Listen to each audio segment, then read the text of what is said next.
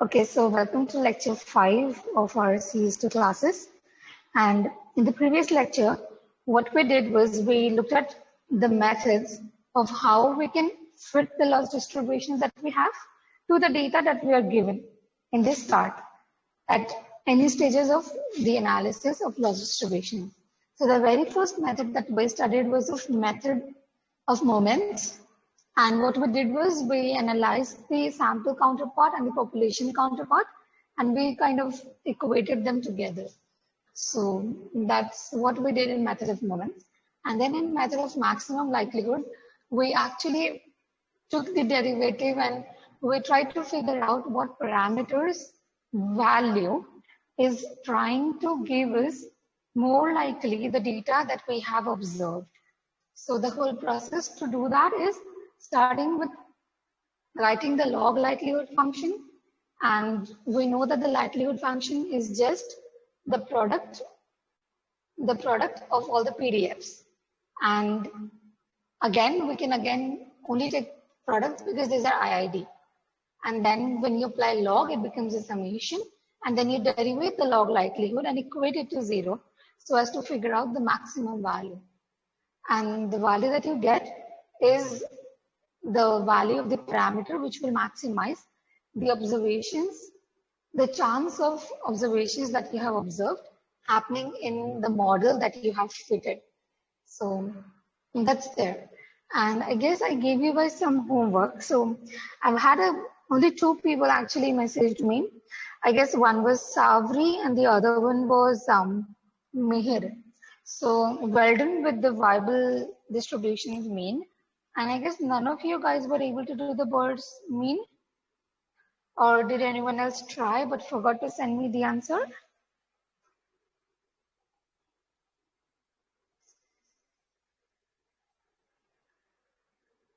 Ma'am, I tried both, but I'm getting stuck because of the power of x, the gamma power. The gamma power of x. Okay, so let us not do that for a while. But what we can do is we can move ahead and then we'll try to come back to it later because I think we've already lost some time today. And what I was envisioning for maybe today and tomorrow's and day after's lecture. So what we will do is I actually want each one of you to try to solve this and send me, or let us have a discussion in the WhatsApp group where you're stuck. Because always if I give you guys the answer on the platter, that's not how it's gonna work. So I want each one of you to try. And if you're stuck, just put it in the WhatsApp group, ask help from your classmates, ask help from me, and I will do step in. But I'll not give you guys the answer, only guide along, and you have to come up with the answer. Is that cool with everyone?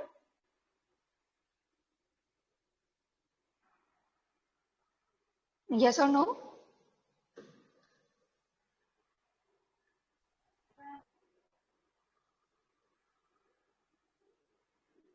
Okay, so again, don't be shy to unmute yourselves and just say yes or no. Perfectly fine. Okay, so let us start with another method, which is known as method of percentiles. Have you guys ever heard of this method before? Method of percentiles? Anyone? Yes or no? No, ma'am. No? Not in actual, not in any other thing that you might be studying apart from this? No, ma'am. No. Okay. So not a big problem, I would say. In fact, not at all, because I think you all already know what method of percentiles is, but you just don't know that it is called method of percentiles. Okay, so I'm leaving this for, okay, so maybe before we start our method of percentiles, there is one property of MLE, which is very unique property, I would say. And I assume you guys must have studied this in CS1. Do you guys remember invariance property?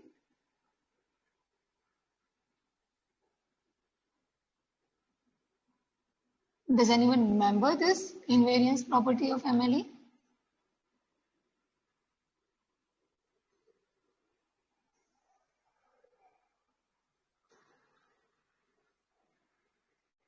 No one? Okay. So what invariance property actually says is, the name itself says that, invariance. So there is something which is not changing, right? It does not vary. So we'll just have to see what is it that does not vary. So let us say in the previous case, let's say we did the example of exponential, right? And the parameter was lambda, and we figured out its MLE estimate, which was lambda hat, which turned out to be 1 upon its mean.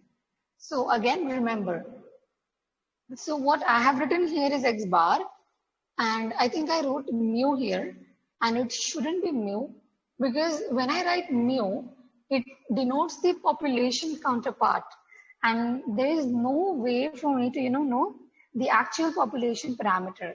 So this should actually be X bar, and that would be the ideal average cost, I would say. So this is the sample counterpart, because we've observed a sample of 1,000, what was it? I guess claims or something, cars or something. So yeah, we observed 1,000 samples, and then we took the mean of it. And we got this MLE estimate of the parameter that was there in the model that we tried to fit. So here in invariance property, what it says is, so we already know that my MLE for lambda is lambda hat, right? So if I now try to figure out the maximum likelihood estimate for any function of lambda, this invariance property says that it will be nothing but f of lambda hat. So the transformation that you have applied to the lambda here, the same transformation will be applied to lambda's MLE, and that will give you the MLE for the transformed lambda. So whenever I'm saying transformed, it means applying the function. And I'm basically just transforming my lambda to f of lambda. So its MLE will also transform from lambda hat to f of lambda hat. Does this make sense? So this is just a short property which will be useful in calculations henceforth. And not exactly right now, but yeah, in future. So we need to keep that in mind. And now coming up the next kind of method which you generally use to analyze and fit the models appropriately to the claim data that you have is method of percentiles.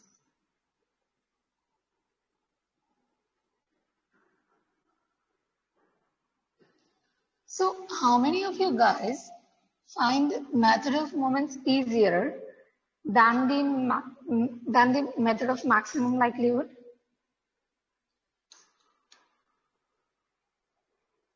Do you guys like method of moments better than MLE, or is it like it doesn't matter? Whatever asked, I can do that. Come on, anyone?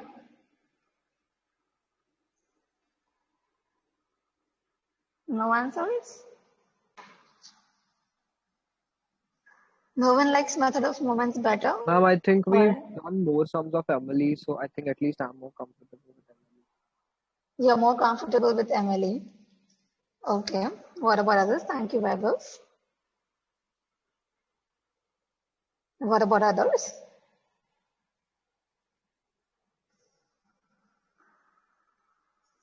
Method of moments is mostly direct, so it is comfortable, I think. Yes, ma'am. Same for me. Yes, same for me. And Lancy, what do you not remember?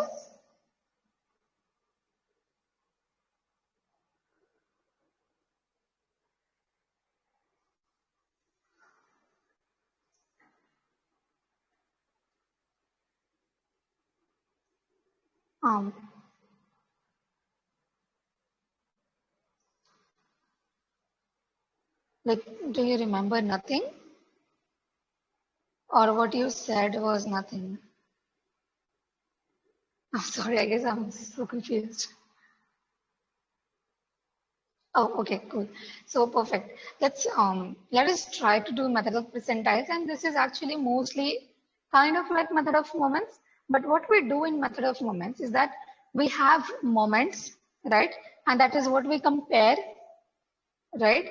So essentially in method of percentiles, what we will be doing is we will have percentiles and we will be comparing theoretical counterparts of the percentiles to the empirical counterparts.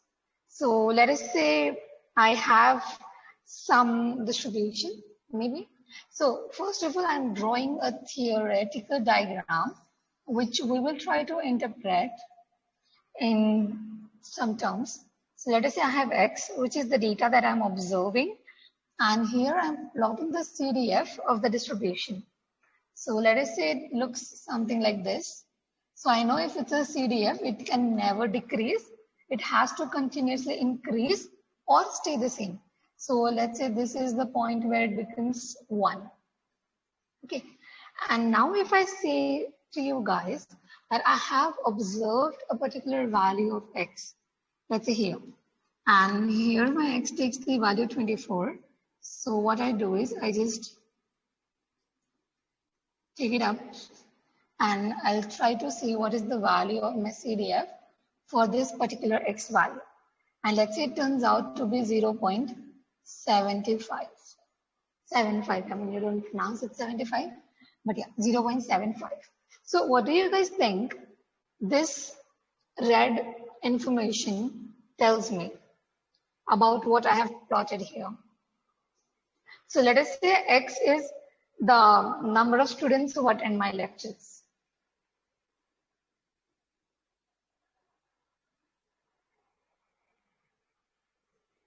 So how would you interpret this graph right here? What is this? So basically, what does this graph tell me?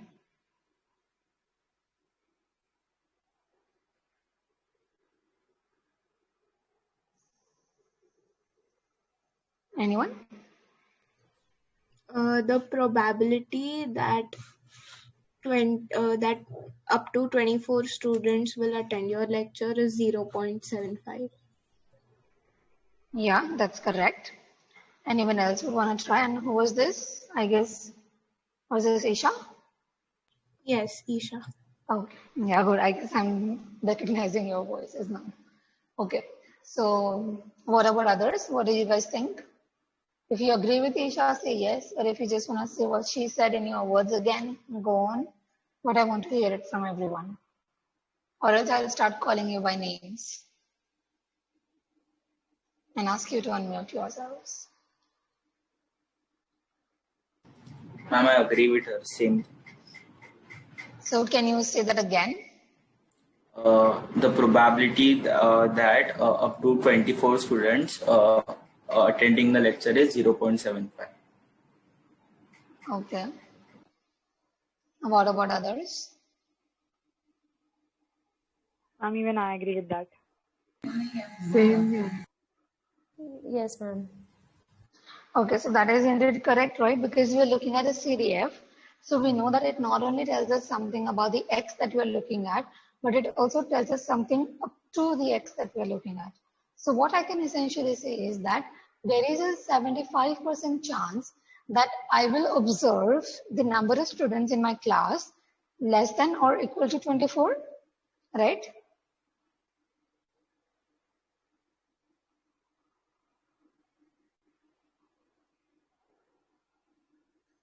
Okay, so Nancy says that more the number of students, more is the probability that they will attend the lecture.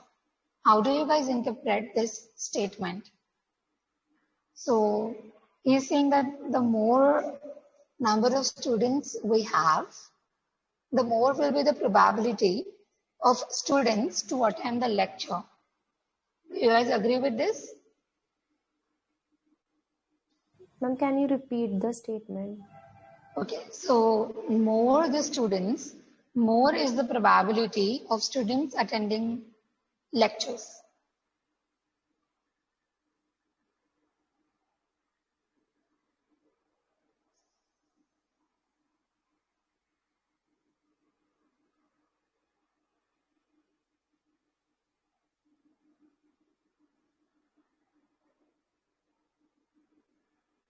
So basically it's essentially, yeah.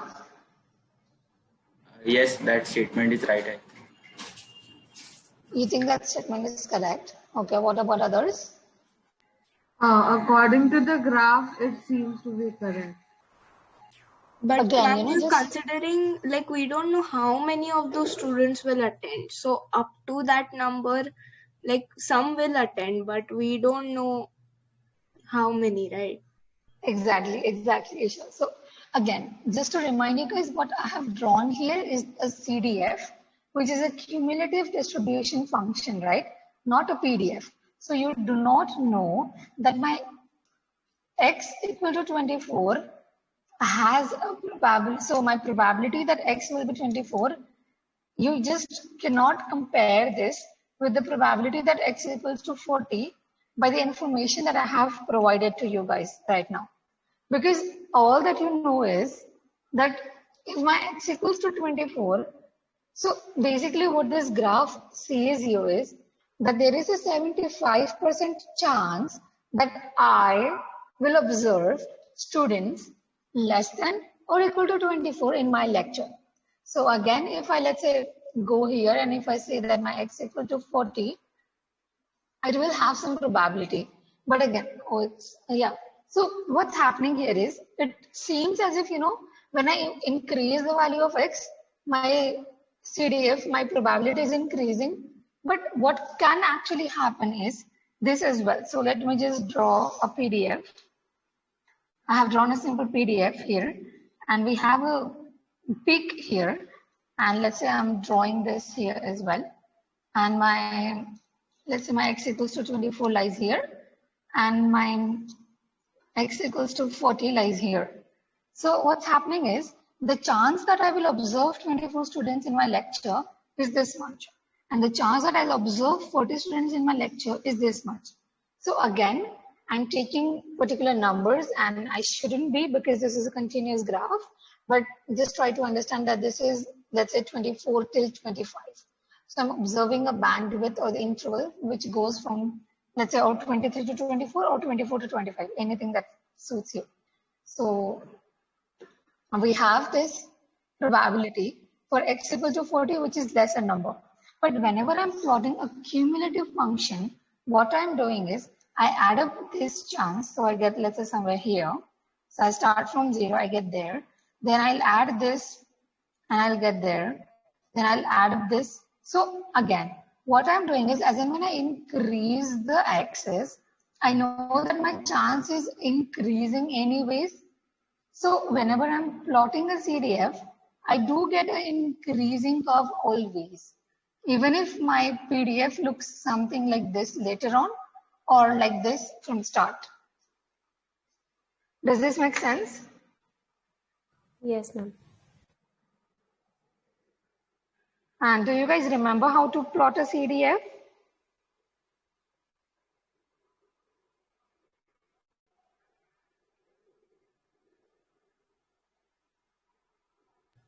We didn't really plot many earlier. Wait, I couldn't hear you clearly. What I did you said say? that we didn't really plot many earlier.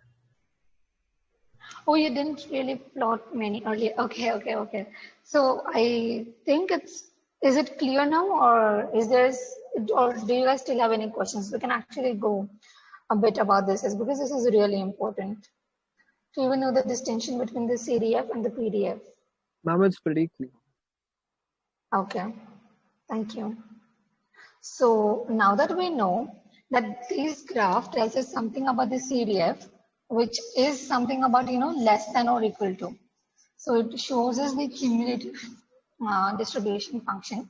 And again, whenever I'm saying,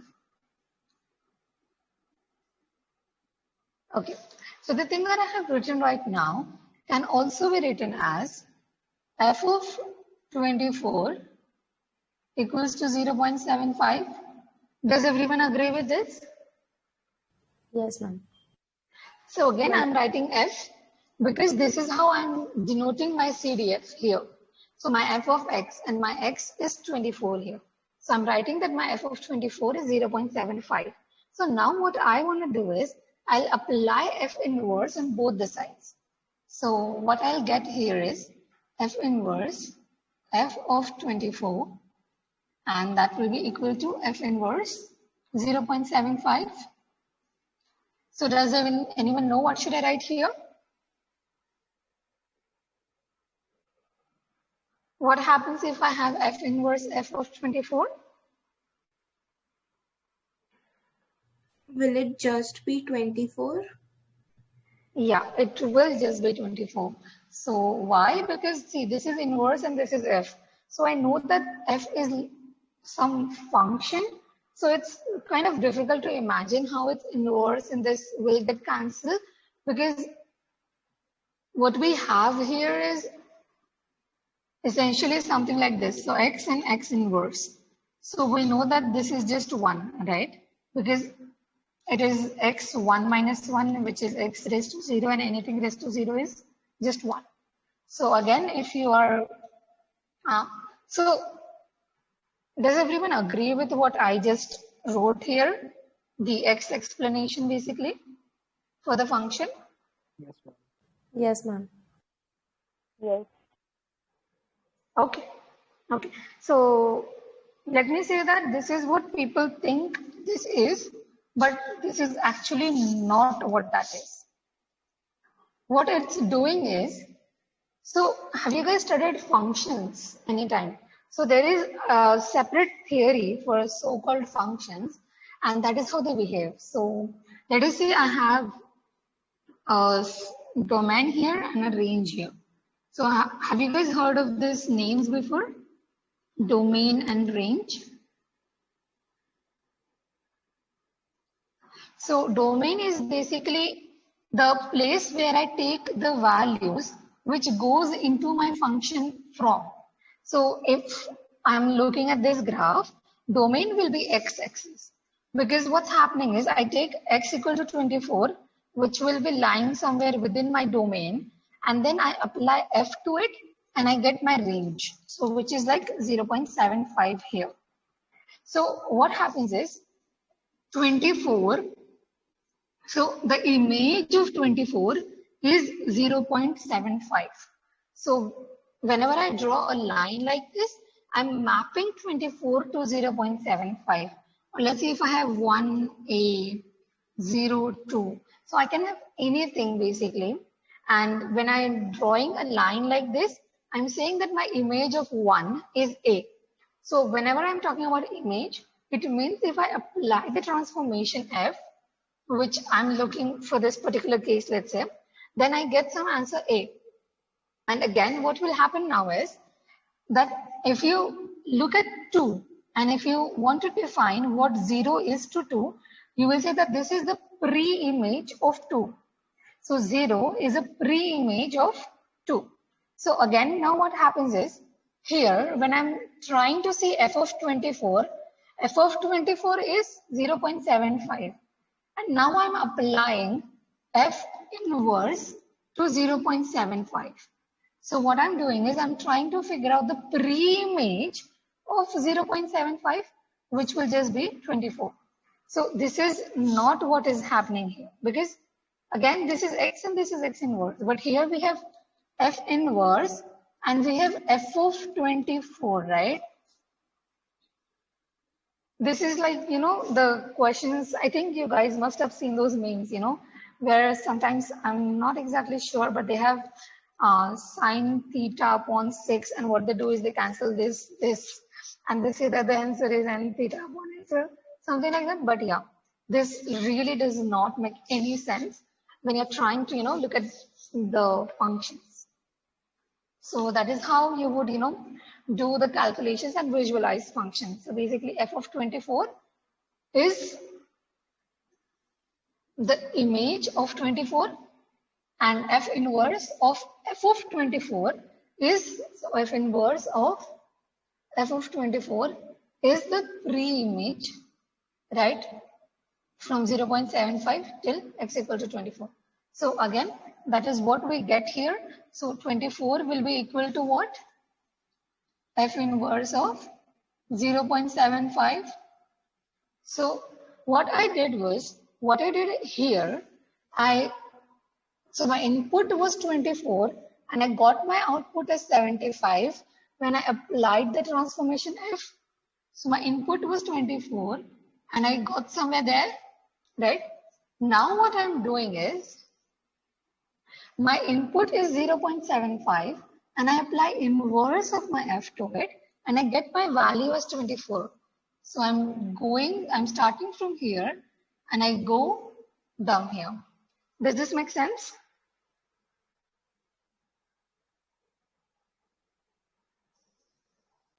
Yes, ma'am.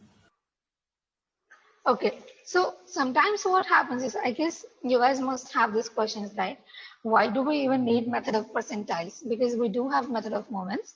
And for all the distributions that I know, I can calculate its mean, I can calculate its variance. So what's the need of, calculating this percentiles?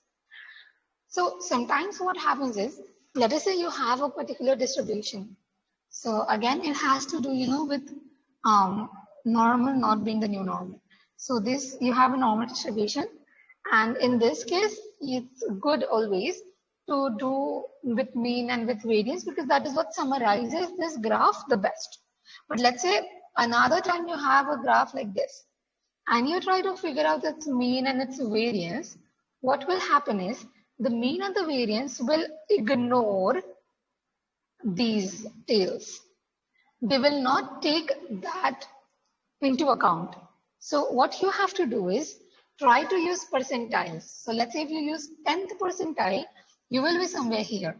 Or let's say if you use 90th percentile, you will be somewhere here. So now what's happening is you don't only constrain yourself to the mean and the variance of the distribution. You have a wide range of options to choose from. And let's say you only have one parameter now. So in the case of exponential, where we just had one parameter, you can go with mean. But let's say these fatter tails actually usually happen in Cauchy distribution. So this is just another name for T distribution. So T distribution is actually, also known as student T distribution. And it was a guy named William Gossett who actually came up with this distribution, but he was just afraid that, because he wasn't a statistician and I guess he was working in some chemical factory or somewhere, and where he came up with this distribution and he analyzed it and he saw that, the tails are fatter than the normal ones. So he decided to use a pen name actually, which was student. And that is why we do call it still students T distribution. Sometimes we just call it T distribution. But yeah, that's just some interesting history behind it. I guess, with these kind of methods and techniques, the history never fails to surprise us because it's never as straightforward as we expected it to be. But yeah, so again, whenever we are having some distributions, we know we have some parameters which we have to estimate, right? Because at the start, what we have is some values that we have observed, the number of claims, the amount of claims that we have observed. And now what we want to try is to fit some distribution to those particular data that I have so as then I can predict what's going to happen next and I can make decisions today based on my predictions, which will be again based on the model that I have basically derived which fits best to whatever I have derived here. So again, if I'm looking at some fatter distribution which have like these kind of tails, which are fatter tails, sometimes what happens is moments cannot capture those tails. So you have to rely upon this method of percentiles. And again, the very essence of method of percentiles is that you should have a closed form for this capital F. So it's like for some distributions, you don't have that. CDF of normal, have you guys ever seen the equation for the CDF of normal? Anyone?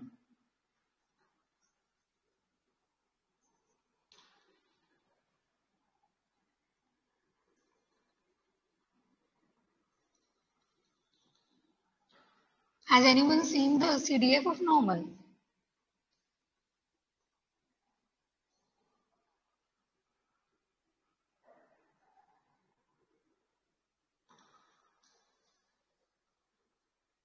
Should I assume silence means yes or no? No, ma'am. No, right? Because it It's doesn't there in exist. the table book. Oh, the CDF of normal distribution. Can you tell me the page number? Like where the f of x values are given of the standard normal. Yeah. Where is it? 160, page 160. You mean capital F of X? Yeah. Phi They've of given x. the function of it. So it's actually, yeah, so it's just the integral, right? It's not derived. It's not without the integral. Yeah, just the integral. Yeah, it's just the integral. So yeah, basically, because you cannot literally solve this integral by your hands manually. And what happens is sometimes that's the case. So you cannot even take its inverse and you cannot do anything. And that's the case with the gamma distribution as well. So you have to remember that these methods of percentile can never be used in such cases because you can never inverse the f that you have. So again, but this is very useful for some kind of distributions where even moments does not exist. So for not each distribution moments will exist. There are some distributions for which moments may not exist. And that is the case where you will have to use this method of percentiles. So let us try to see how do we use this method. And this will Ma'am? essentially tell you, yeah. And what is a closed form of mixed CDF? What does that mean?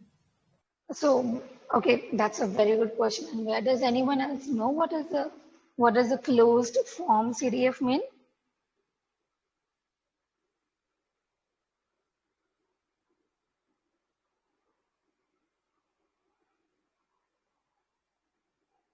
Anyone? Or did you just take it for granted when I wrote that?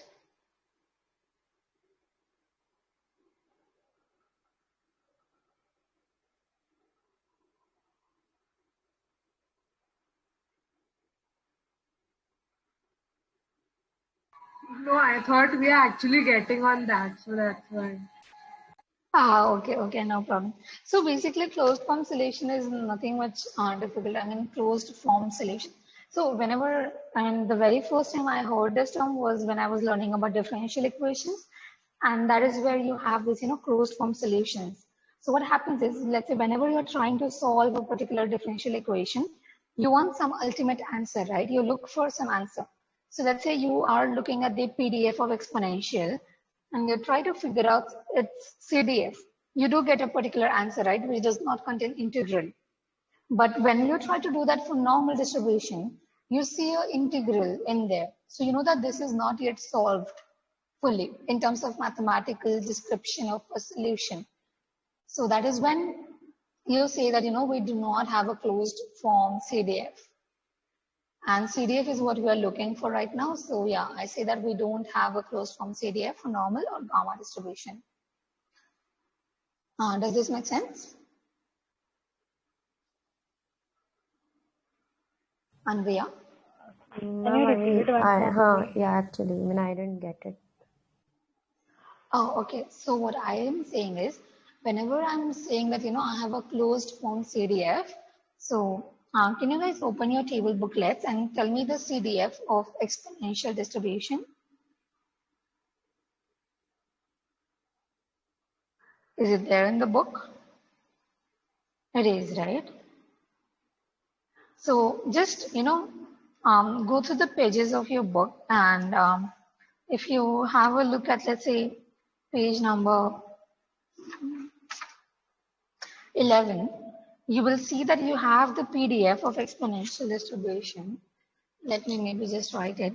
So we have the PDF of exponential distribution as something like lambda e raised to minus lambda x.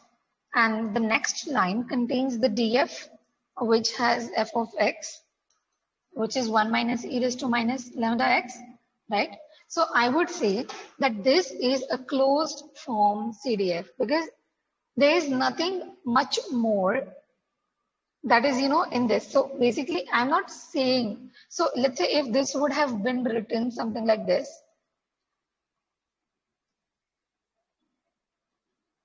So this wouldn't be x, this would become t, and you do dt, okay? So if it were something like this, I know this is not a closed form solution. And you have to basically solve through all of it to get to this expression, right? So in mathematics, you have different definitions, right? This is an expression in itself, and this is an equation in itself. So what's happening here is you have a closed form equation and you have a closed form expression for the CDF of exponential distribution. But now if you go and if you just look at it's above where you have the normal distribution, you only know f of x, right? You don't have a capital F of x.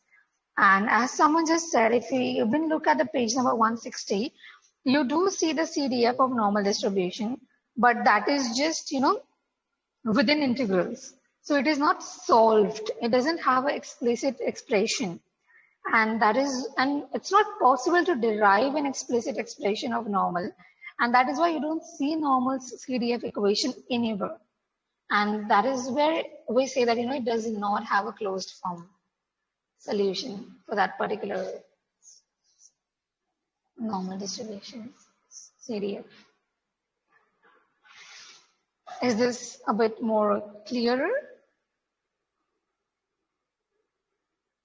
or not? Feel free to ask again.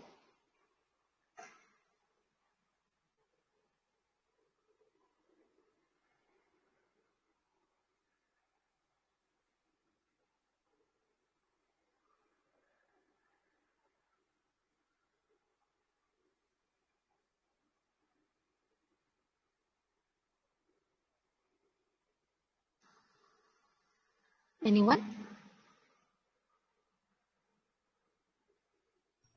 So, ma'am, can we say that an open form of CDF ends up in the form of an integral only? No. Okay. So, see, I know it's very easier to think that if plus exists, minus also exists, right? But in this case, either you have a closed form CDF or you don't have a closed form CDF. There's nothing known as open form CDF.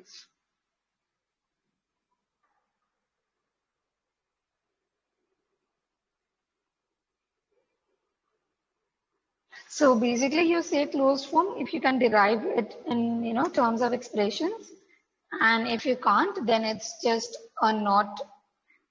not possible to write it in closed form. That's all you say. So if we can get a final answer, it's a closed form. But if we can't, if it is like very difficult to do it, then it's a not closed form. Oh, so if it's difficult to do it, it can still be closed, because if it's doable, it's closed. And if it's not doable, then it's not closed. Not a closed form. I mean, not closed does not make sense, but not closed form does make sense. Again, actually, I don't even think this point is mentioned within your books, but that was just for you to, know. And I guess so simple thing, what you can do is, for now, what we can, move ahead with is, we have a closed form CDF if we can figure out F inverse. All right. And we don't have a closed form CDF if we cannot figure out F inverse. And whenever I'm talking about F inverse, let us say I have exponentials F of X. So I write exponentials F of X, which is just 1 minus e raised to minus lambda x. So now when I'm trying to figure out inverse of this guy, what will I do? Anyone? If I have to figure out F inverse of X, what should I do? Anyone? In this case, how will I figure out the inverse of this function?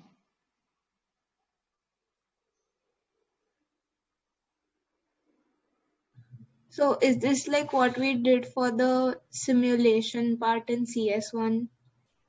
You consider it as U. Yes, exactly right. So what you will have to do is, you will just write 1 minus e raised to minus lambda x it takes some value u, right? And you just switch this and that. So what you get is 1 minus u equal to e raised to minus lambda x, right? And then you just solve for x now. So here you would get something. So this would become log of 1 minus u. And then you will have minus lambda. So it will be just, minus log of 1 minus u upon lambda. So this is your F inverse. But if you let's say have something here in integral and the integrand here is not solvable, then you can't possibly take inverse of integration, right? It does not exist.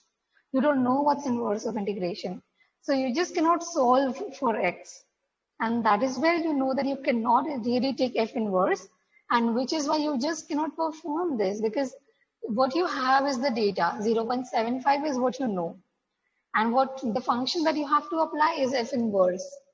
So if you don't have a expression for F inverse, you can't really, figure out this answer. Does this now make some better sense? Yes. What about others? Yes. Okay. So this was a very healthy discussion, I would say. And this is very important to know. Thank you very much, Anvaya, again for asking this very important question and leading the discussion.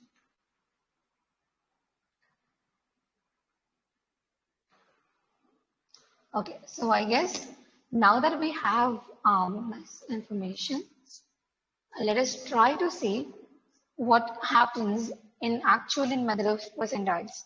So sometimes you only have one parameter. So what helps is to look at the median. So you might look at the median and you might compare, it with whatever you have next. So do you guys know how to figure out median for distributions theoretically, like using integration and stuff?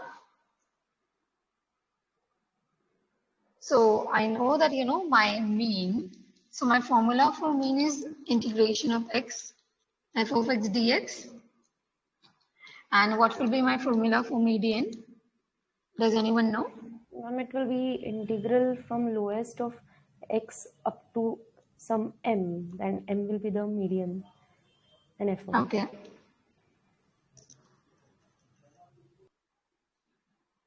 Is that it? dx, f of x dx. It will be equated to 0.5. Yeah. Right? Because you want 50% of the data to lie below whatever your median is. And I mean, that is what defines the median. So, right? So what you will do is you will have the 0.5 and you will have this expression and there will be a x somewhere here and you will solve for it with m. And then once you get some expression, you can just, do some hera-fairy here and you can get the value for m, which will be the median that you are looking at for the particular data that you have. So there is another name for median.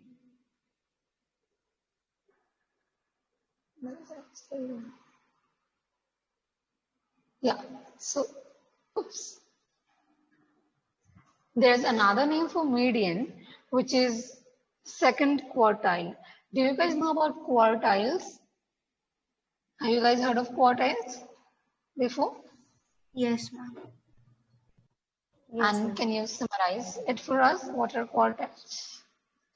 Yeah, and can you summarize it for us? What are quartiles? The 25%, 50%, and 75% values. Exactly right. So I have some values and I have this is my median.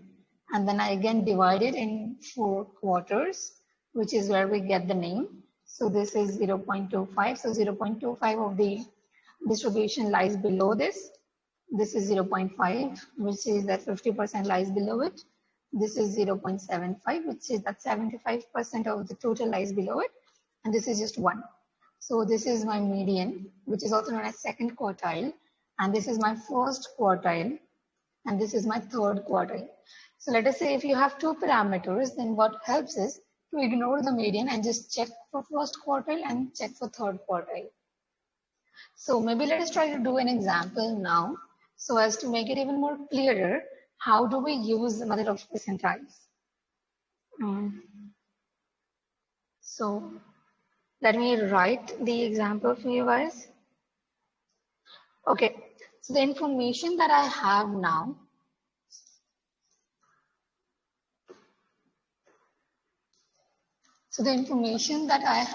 is that I'm looking at a Weibull distribution. So what are the parameters for Weibull distribution? Anyone?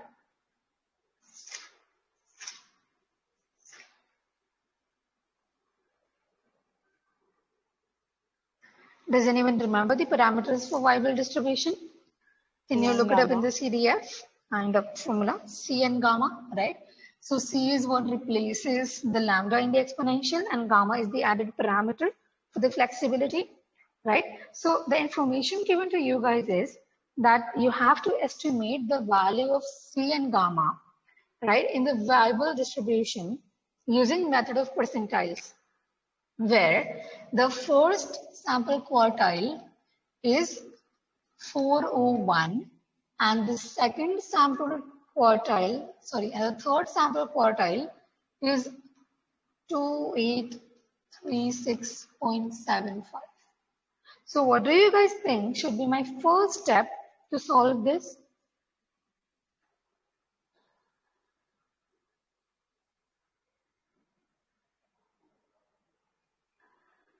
The information that I have is this. My first quartile is 401 and my third quartile is this number. And I'm looking at a Weibull distribution which we know has two parameters. So again, you see, because you have two parameters, you have been given two sets of information, right? Because if you were only given one set of information, then there was no possible way to determine the two parameters separately. So what you might have done is, figure out the value of C in terms of gamma and figure out the value of gamma in terms of C. And if you would have had three sets of information, then it's hardly the case that you will get the same values of C and gamma if you solve any of those two equations. Because we aren't looking at the perfect model, which is the population, right? We are looking at the models which we are creating from the sample that we have observed, which is indeed not equal to the population that we have and can never be. So that is why it will most likely never be equal. So you have to consider the cases which define the distribution uniquely and the best to its nitty-gritties. So again, how can I summarize the information that I have written here in terms of what we just studied here? What does this say? What does this say? Anyone?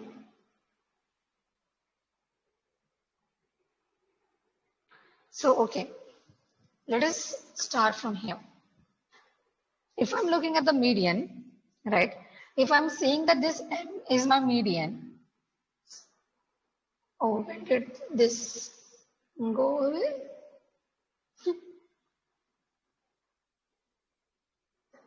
Maybe just try it once again.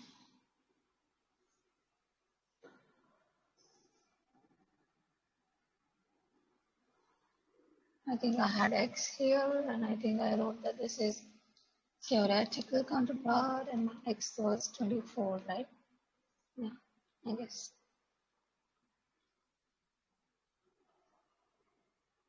Yeah, okay.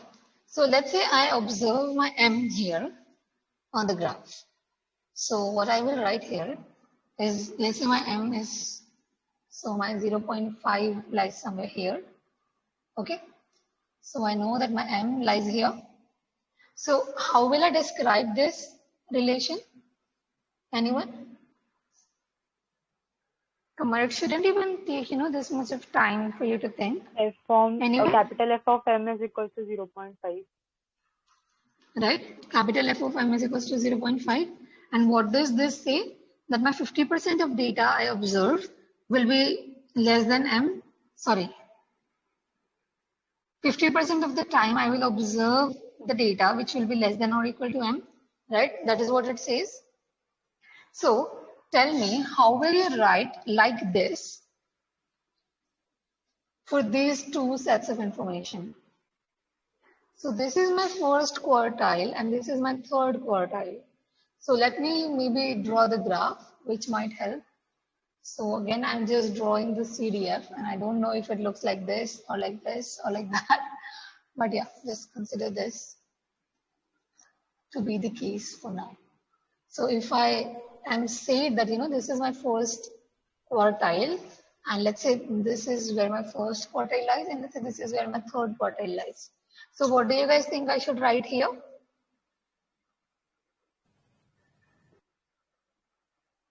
What should I be writing here on the x-axis? And what should I be writing here on the y-axis?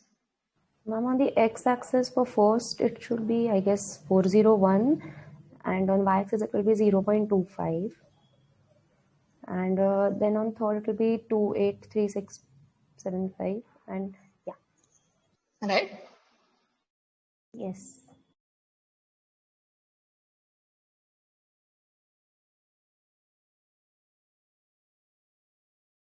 Ma'am, do quartile show the equal to mark or the less than equal to mark?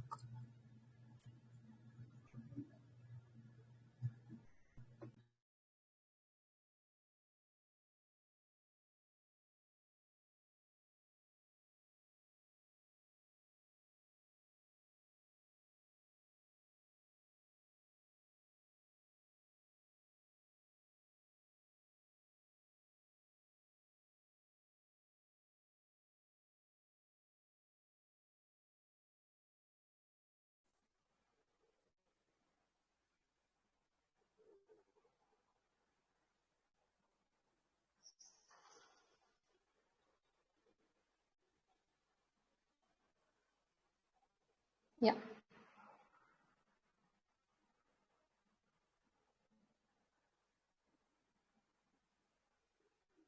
Anyone? So how will I record this thing in terms of mathematical expressions using F? Ma'am, Yeah.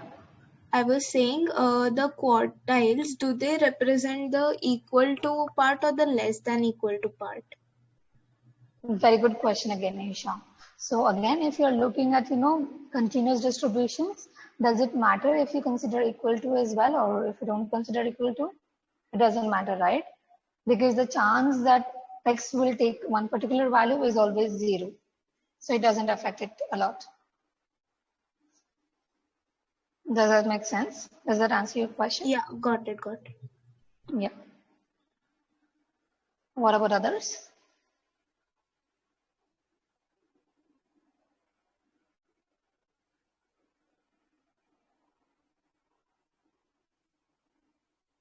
Ma'am, then it will be f of 401 equals to 0.25. Exactly right. F of, you guessed this or are you sure? I'm sure, but I was just like, I I'm sure. hate the word, okay? I hate the word guess. Don't use it in my lectures while you answer the questions. I guess you shouldn't be guessing this thing. No, ma'am. No, I'm not guessing as such. Yeah, I'm sure. Yeah, I'm so sorry. I just caught on you. But yeah, okay. So thank you very much for answering. We have f of 401 taking the value 0.25, and we have f of something taking the value 0.75. So now what do you think I should be doing next? What do you think I should do? Remember what we are trying to figure out and try to recall what information we were given, and again try to see what information we can infer so as to conclude the answer that we want to, or figure out the value that we want to in this case. Come on. What should I be doing next? Integration of 0 to 401 f of x dx is equal to 0.25. Yeah, that's correct. And who was this, I guess? Mihir, thank you very much. So do I need to do that though? Can we use we can directly use CDF, right? Yeah, right. So we can directly use CDF. I mean, I don't want to write that big integral. So what I'm gonna do is, Yes, ma'am. let's say go with, yeah, so I'm gonna go with writing this directly. So I know that f of x for variable is something like this, minus cx raised to gamma, right? So now what I will do is I'll just substitute this everywhere and I'll get two equations. So I'll have 1 minus e raised to minus c. Instead of x, I'm going to go with 401 raised to gamma, and that gives me the value 0.25. And for the next case, I'm going to go with this c times 2836.75 raised to gamma, and that gives me the value 0.75. So I hope you all are aware how to solve these two equations. Or do you guys want me to show you how to solve these equations? No, ma'am, we can figure out the calculation. You can't figure out, right? So again, consider this as your homework.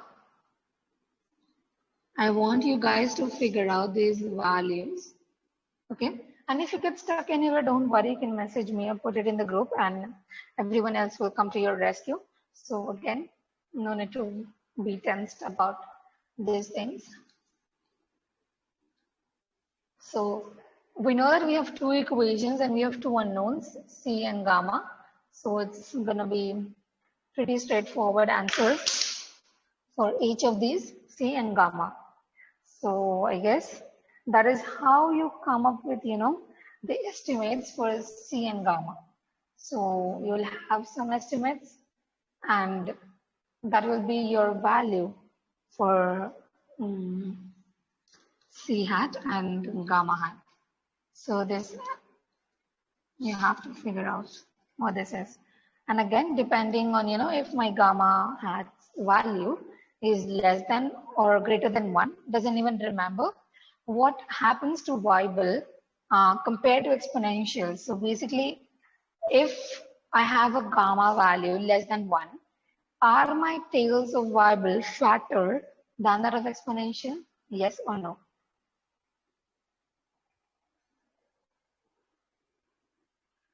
What do you guys think? We have done this previously, right?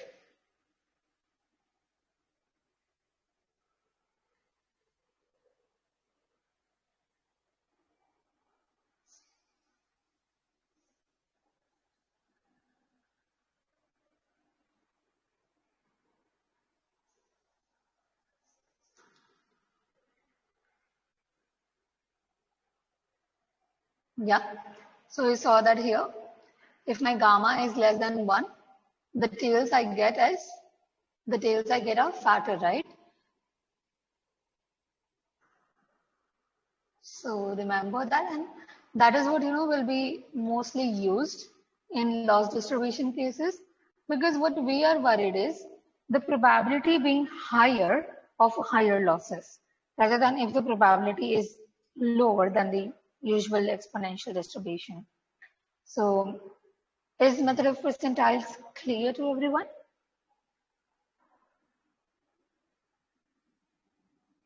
Any doubts, any questions, any lingering thoughts?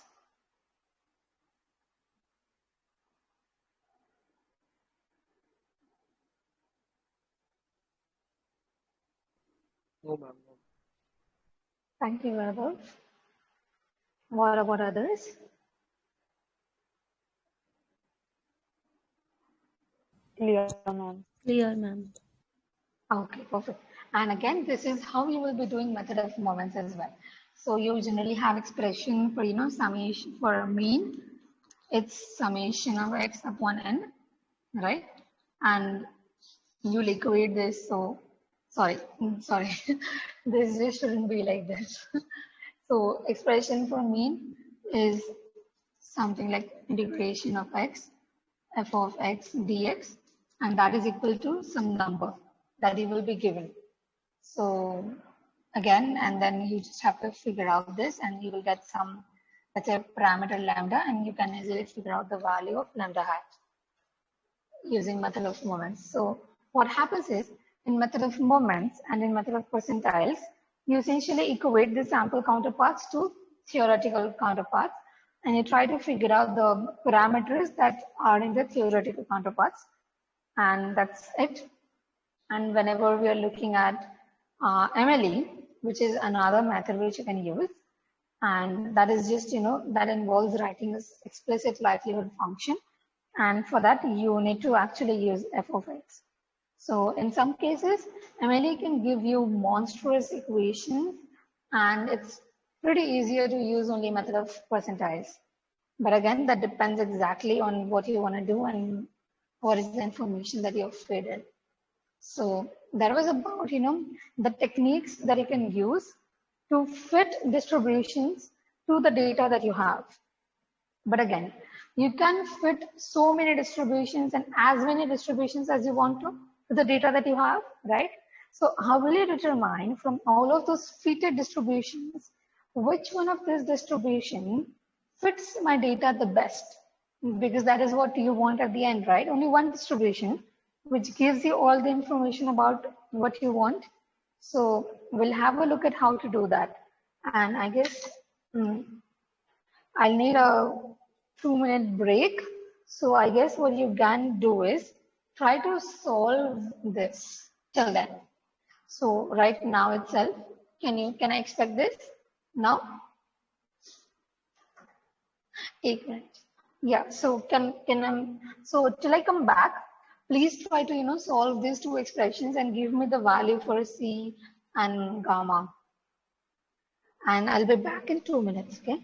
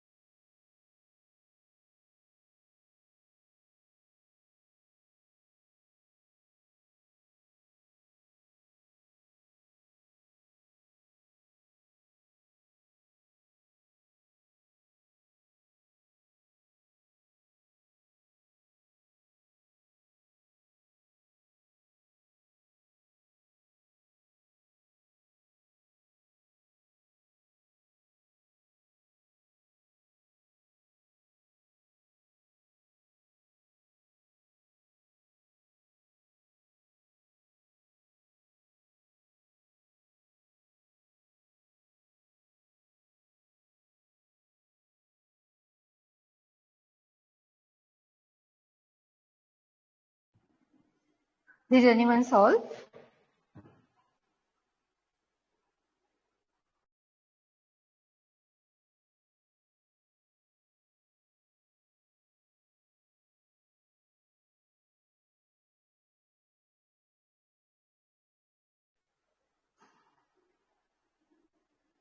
Hello.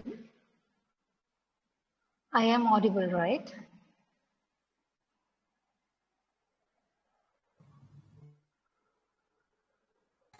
Yes. Okay, so did anyone try to solve this?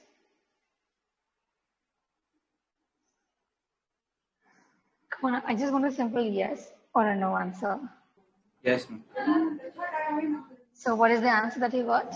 I got gamma is equal to 0.8037. 0.8037. And for C? 0.002326.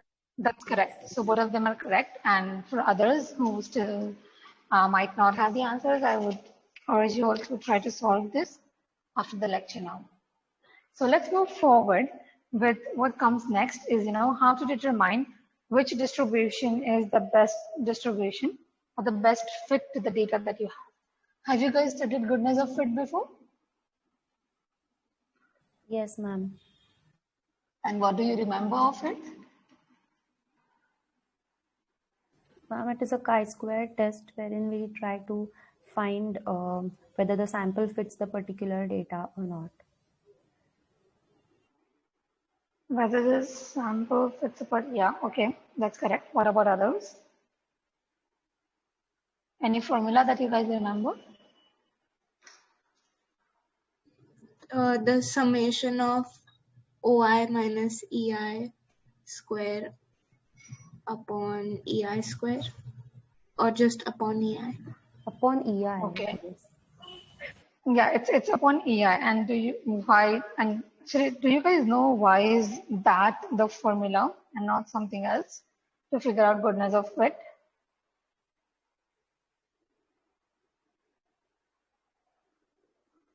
Do you guys want to know? The derivation of the formula wasn't in the course.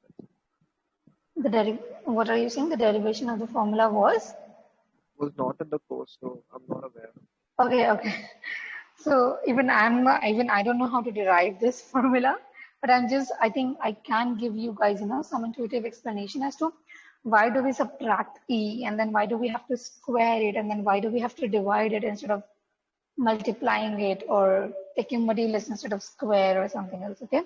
So let us say we have observed some data set that I can, for now, denote as something, let's say, x1, x2, and till x10. Okay, and again, what I'm going to compare this with is what I expect. So I'll have something which I'm expecting, and this will be predicted by the theory.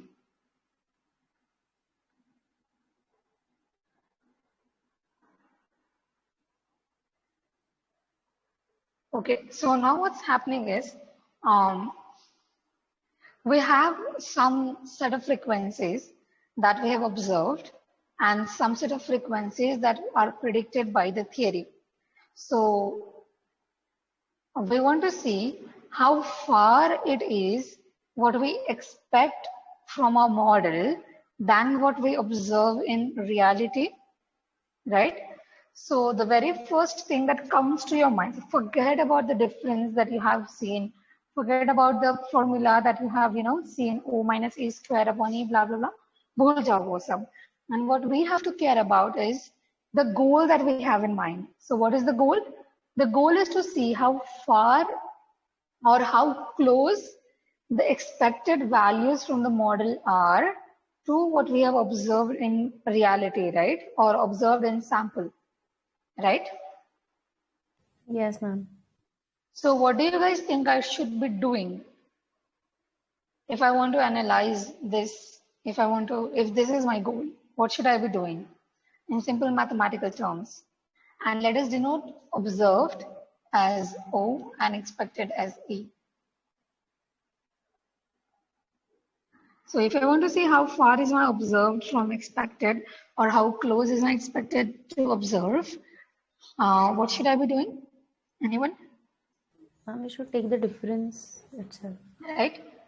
Exactly. And who was that speaking? I guess. Anvaya. Anvaya, very good. So we should be taking the difference. So let's say I take a difference of observed minus expected. So if I'm looking at observed minus expected, what am I doing? I'm keeping my observed as the primary thing and I'm subtracting my expected from it, right?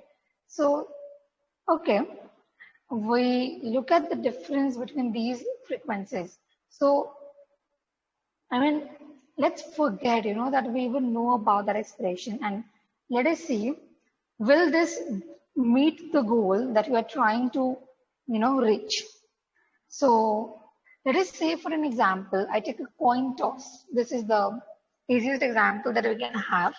So let us say I do 10 coin tosses. So I have my n is equal to 10 and what I'm doing is I'm tossing a coin. Okay, so out of 10 times, I have observed heads 4 times and I observed tails 6 times. All right, so I know that, again, so this is what I have observed. Do you guys agree? This is what I have observed, right? And now if I were to write, what would I have expected here?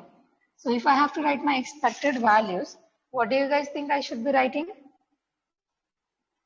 Anyone expected value of heads and expected value of tails? Given that I have had n is equals to 10. 5. 5. Right? This will be 5 and this will be 5 itself. So these are my expected values. So now if I look at this difference, O minus E. So what will I do? I'll make a new column. Let's say I'm making a new column where I'm writing O minus E. So what will be O minus E here?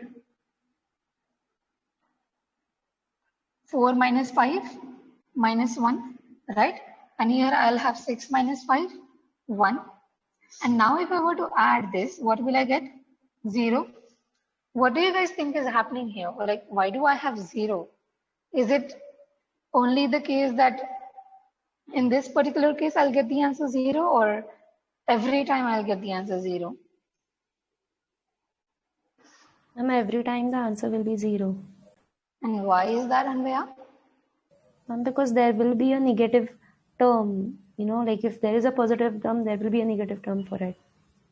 Exactly right. Because if you have, so n equals to 10 for sure, right? We know that n is 10. It is no lesser than 10. It is not greater than 10. So if you have observed 4 heads and 6 tails, there is no way that we could have observed 4 heads and 4 tails. I know that if I would have observed 6 heads, there would have been 4 tails, right? So nothing is going waste. We are taking everything into consideration. So if we do that, and then if we get that sum observed is lesser than it's expected, then we know for sure that the other observed will be greater than the expected, right? If we only know that these two are the possible scenarios. So it's mutually exhaustive. So if you're looking at all the possible cases, we know that if we have some cases wherein the observed is greater than expected, then there will be some cases where observed will be less than expected. And all of those cases will negate themselves when we try to add them up. Okay, so that creates a problem, right? You can never be sure of this if you only have O minus E. So now what you do is you try to look at its square. So now what you do is you square it. Okay. And now you have squared this. And now you think what should be happening. Now Again, all the values will be positive. Now all the values will be positive, right? And we can just add them up as well, right? So let's say if I look at O minus E square. Here I'll have 1, here I'll have 1, and at the end I have 2, right? Should this be enough?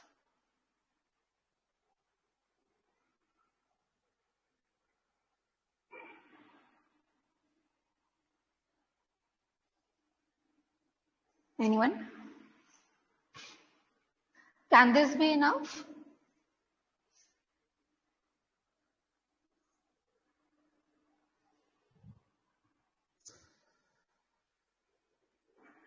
Okay, so maybe let me ask you guys this question. So let us say we have two people. I have Vaibhav and I have Vanshita. So what's happening is Vaibhav lended some money to Vanshita. Okay, and I don't know what money that was. And Vanshita pays back all the money to Vaibhav except 1 rupee. So, sorry, except 10 rupees, let's say, except 10 rupees. So, Vaibhav, will you be mad at Vanshita for not paying those 10 rupees? Yes, ma'am. Why?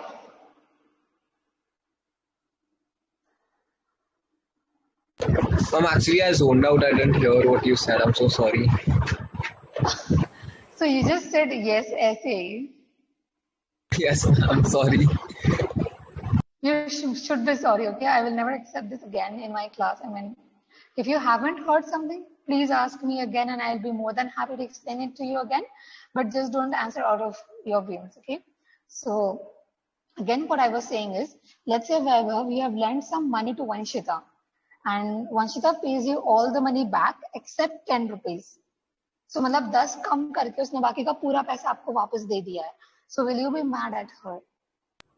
Oh, ma'am, 10 rupees is not a big amount, so I won't get mad. How did you decide that 10 rupees is not a big amount? So, let us say if you lent Vanshita 11 rupees. Okay, आपने वंशिता को 11 रुपया दिया और उसने आपको 1 ही रुपया वापस दिया, 10 रुपया नहीं दिया, तो आप ज्यादा गुस्सा रहोगे या फिर if you lent Vanshita 1 lakh रुपया and she didn't give you back 10, कौन सा केस में आप उससे Definitely, I'll be more mad when I've lent her 11 rupees and then she doesn't return. right? So you'll be more mad if you have lent her 11 rupees than if it were 1 lakh or something and she doesn't return you the 10 back.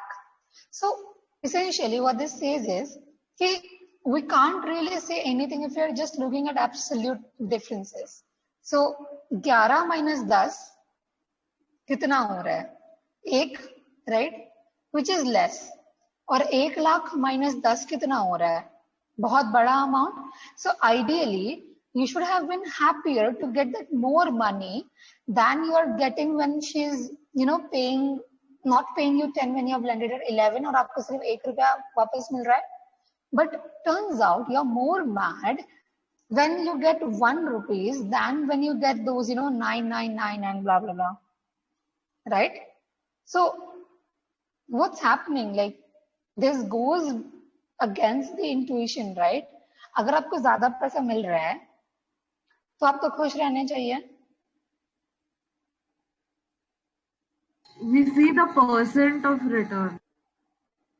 We see the percent of return, right? So here what we have is O minus E square. So ideally we should be dividing it by what we expect to get, right? And that will give you the context to compare something with or anything else that you want to do next. So that is the reason why it's important to divide this with the expected value that you have. So as to, put things in perspective, because absolute numbers don't make any sense at all unless you have something to compare them with and to evaluate them against. So this is the formula that you have, that we just derived in the class, right? This works. So now we are safe to add them up, and now we will add them up. But again, there is something that is still not, complete or making us reach our goal. So what should I do next? Anyone? What should I be doing next?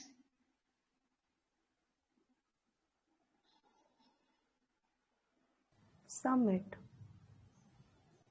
Yeah, and after summation, what should I be doing next, or is that it? We need some base to compare it with.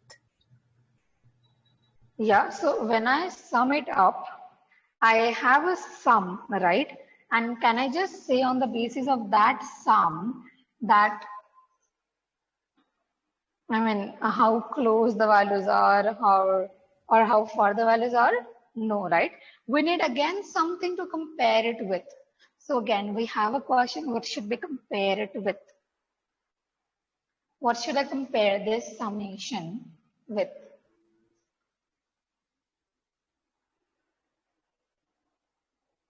Chi-square distribution. Chi-square distribution. And why chi-square? Why not something else?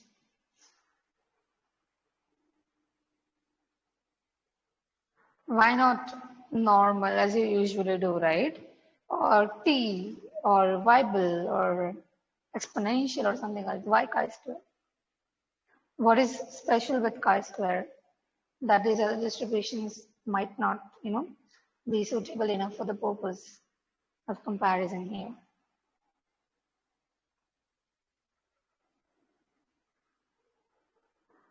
So what are the parameters in chi-square distribution? Anyone?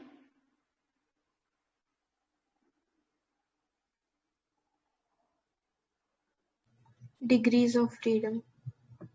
Degrees of freedom. And why do you think degrees of freedom is important here in this case?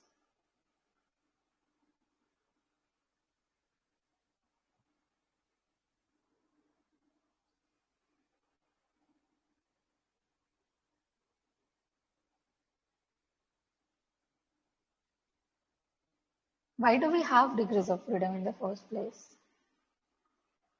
Do you guys know what is the meaning of degrees of freedom?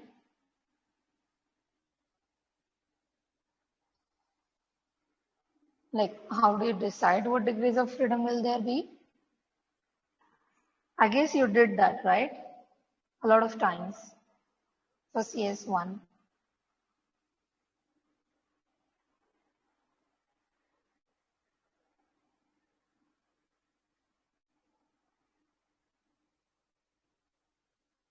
Anyone would like to explain me?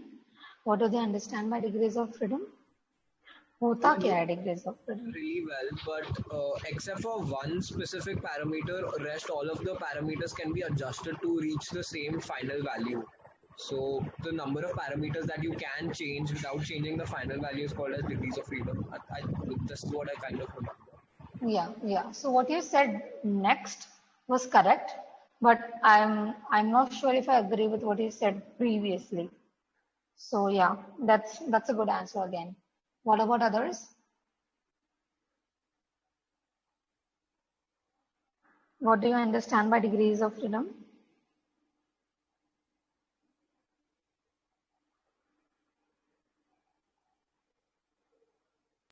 Ma'am, actually, he was not very audible. So can you please repeat what he said?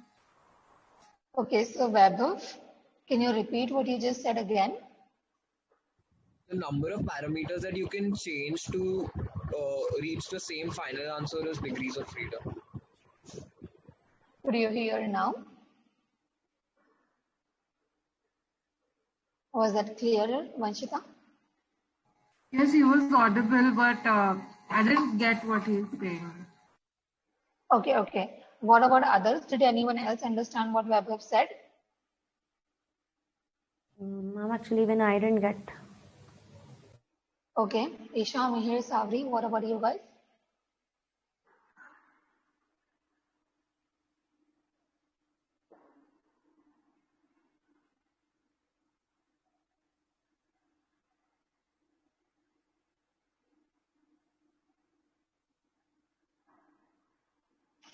Where did Lancy go?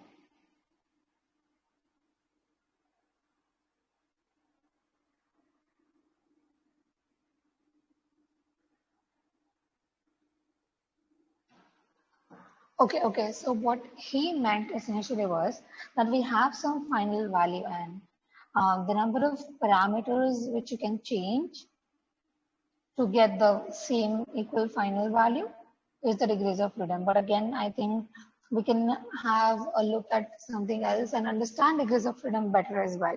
So again, coming back to the question, do you guys remember what are degrees of freedom? If not, what it is? Yes or no? First. And is it the number of parameters that can vary? Yeah, right. Very good, Savri. What about others?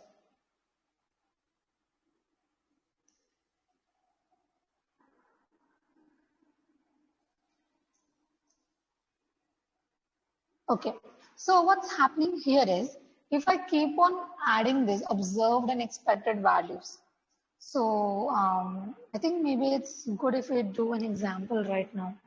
I'm putting a picture in the group, so refer to that example.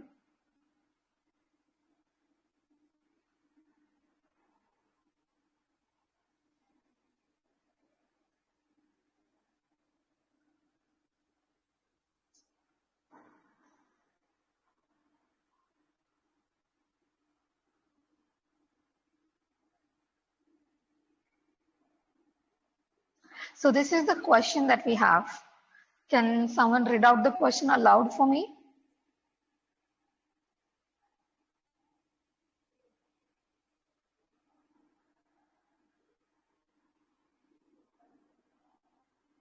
Anyone? Savri, can you read the question for us? What does it say or ask? Ignore the values.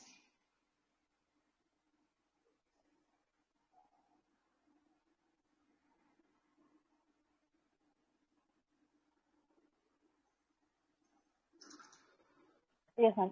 A breakdown of the repair different band. The data is given and provides a good model for the.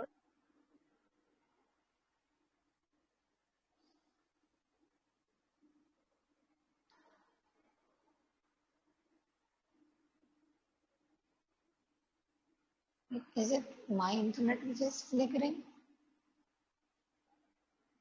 Okay, I guess I was No, able ma'am, to I can't hear her. Yeah, because, okay, no problem. So, Isha, can you read the question aloud? Yes, ma'am. A breakdown of the repair costs and the example on page 18 revealed the following numbers in different bands, and they've given the bands and the frequencies. Use this information to test whether the exponential distribution provides a good model for the individual repair costs. So when they are saying, the example on page 18, it is nothing but the example that we solved for the Emily case. This example right here.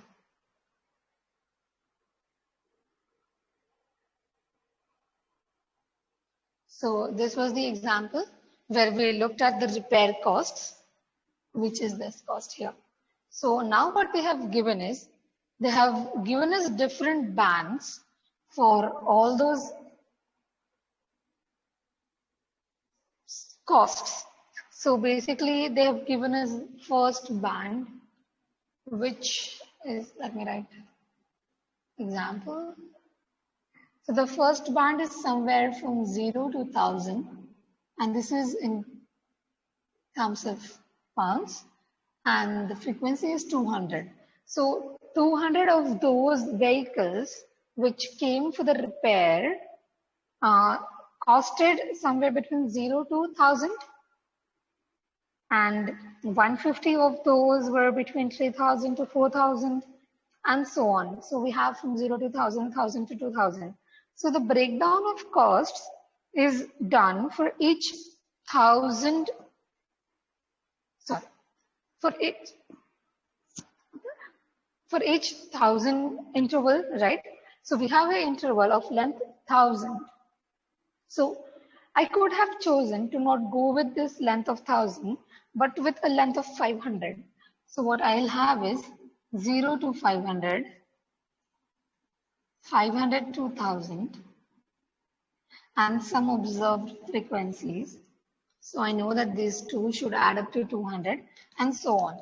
Okay, so the number of observed minus expected square upon E summation, the number of that kind of stuff that I will be adding here would be twice than I would be adding here, right? Do you guys understand what I'm saying? Can you The please number of that twice part? I mean, yeah. I didn't get that. Yeah. So the number of observed frequencies that I have in this case, where I'm breaking it down with only the intervals of 500, would be double the number of observed frequency I would have if I observe it with the interval of 1000. Right? Is this clear now? Do you understand what I'm trying to say?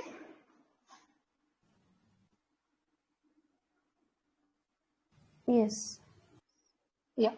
So it will be twice, right? So if I'm adding more and more numbers and I'm squaring them, so it's in a way, it's more likely that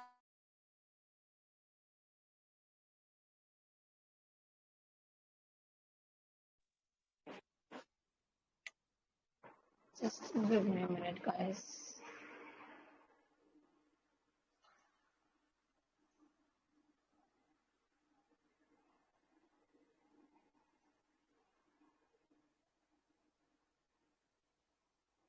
Can you guys still hear me? Yes, ma'am. Yeah. So what will happen is if I'm adding more and more numbers, so in the second case, I'm observing more frequencies, right? So if I go on to add more numbers, the actual total is likely to be higher, right? Than if I were adding only the 1,000 cases, like more likely, not necessary, but it's more likely to be a higher number than the other, right? So what's happening is I can actually tweak the data that I have in a way I'm analyzing it to make the number that I have to compare with my chi-square value higher or lower, right? Depending on how I categorize this stuff. So I can make the statistic that I have to be a lower value by just increasing the interval that I'm looking at, right? Are you guys understanding what I'm trying to say?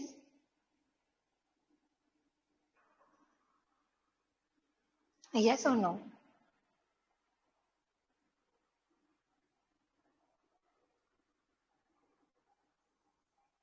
Anyone? And can you repeat it once? Yeah. So what I said was that, when I have this observed and I'll have some values, corresponding values for its expected guys as well, right? And here also I'll have some corresponding expected values. So what I'm doing here to figure out my goodness of fit is sum up observed minus expected square and divided by expected, right? So if I do this calculation for this case and for this case, I'll get two different numbers. So if I'm trying to add more numbers in this case and I'm squaring them, I'm more likely to get a higher value for the statistic with this scenario than with this scenario for the same data set. The data set is the same, but the value that I will be comparing my chi-square statistic with is varying. It can either be lower in the case of interval of 1,000, or it can be a higher in the case of interval where I'm looking at 500, or maybe it could be ulta as well. So what's happening is I can actually choose to have a smaller or a larger interval to give me the result what I want. So let's say if I want my chi-square statistic to be lesser than the, so let's say if I want my statistic to be lesser than the chi-square value, what will happen? I'll have what I expected to be, right? Basically, the difference will be lower than what I would have for the boundary to be. So what happens is, what you want to do is, you don't want to let this happen. So what you do is, you have these degrees of freedom, which will vary. So the chi-square values vary depending, one, on the probability that you're looking at, on the p-value that you're looking at, and two, on the degrees of freedom that you have.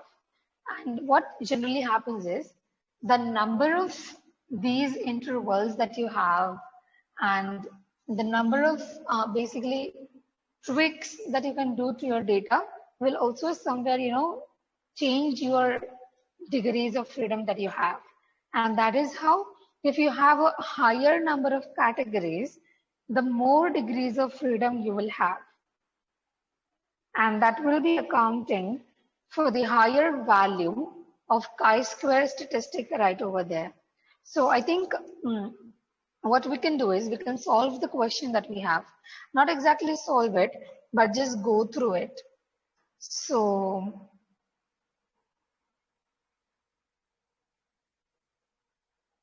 again, I guess, or maybe, you know, I think we should, so do you guys know how to look at the chi-square table in the table booklet? Or do we need to Yes, go through ma'am. it once again? You know, right? So I guess, you know, again, maybe I can just explain one more thing to you guys. So let us say I have p-value and I have my degrees of freedom as 1. So this is fixed. Now I have fixed my degrees of freedom to be 1, and I'm varying my p-values, and I'll see how my chi-square statistic varies.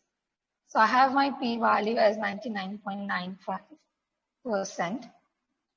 99.9%, and my chi-square statistic for this is 0.001, and here is 0.004. So what you observe is, as in when you increase the p-value, sorry, it's decreasing, right? This is 90. So as in when you decrease the p-value, your chi-square statistic increases, right?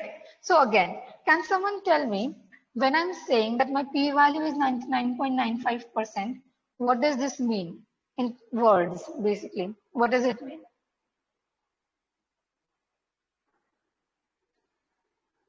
Anyone? What does it mean when I say that my p-value is 99.95%?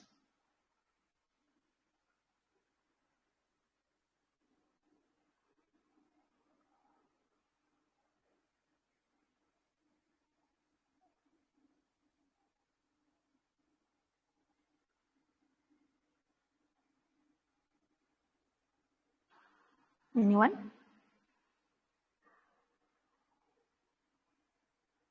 So I think in CS1, you guys did, you know, work with goodness of it, where you had to figure out the chi-square value for the particular degrees of freedom that you would have encountered in the data set that you have. Did you guys do that? And what values are you looking at here? The percentage points table? Yeah, so ignore everything that you have in the book. I guess you have to look at page number 168 of the table booklet.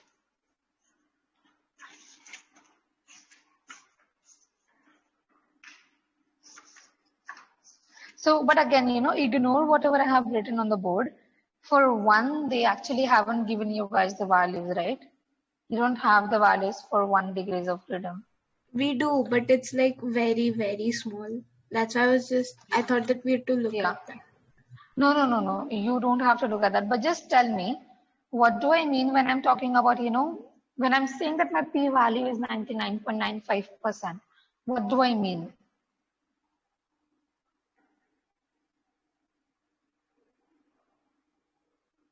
Like, what does it imply? Forget about the number that I have for the chi-square or the degrees of freedom. Just tell me, if I'm looking at the p-value of 99.95, what does it mean?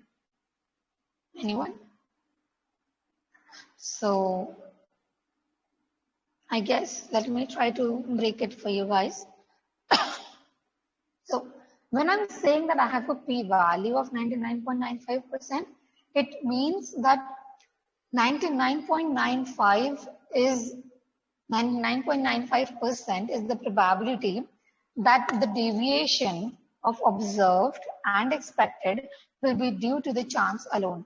So again, if you have observed some numbers, and if you put some numbers in the data in the model that you have, and you get some expected values, they won't be ditto as it is, right, for each and everything. So there will be some minor difference every single time you look at it, but you have to decide what difference is big and what difference is big enough. So how big is too big and how small is too small, basically. So to get that sense of scale, you look at p-value. So when you are looking at p-value of 99%, it says that the 99% times the deviation will be due to the chance alone. So you have a particular corresponding chi-square value to it, depending on the degrees of freedom that you have. So for here, I have taken degrees of freedom to be 1, and that would vary depending on the kind of example you have, and we'll see in a bit how to determine degrees of freedom. So again, if I have 0.01, so that is my degrees of freedom for 99.95% probability that the difference will be due to the chance alone, right? So if my degrees of freedom is remaining constant and my chi-square statistic increases to 0.04, so what we are doing is, जैसे ही हमारा chance कम हो रहा है कि ये सिर्फ कोई chance को हिंदी में क्या बोलते हैं, I don't know. So कि ये सिर्फ चांस की वजह से हो रहा है. So what is happening is your value that you are comparing this with increases. So आपका जो value हो रहा है chi-square का, that becomes 0.0004.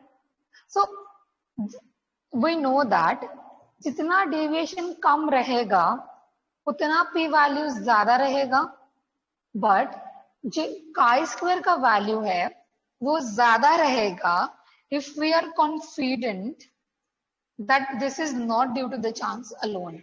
So अगर हम देख रहे हैं whenever I move to the right, यहाँ से chance का confidence कम हो रहा है और chi-square का value increase हो रहा है, right?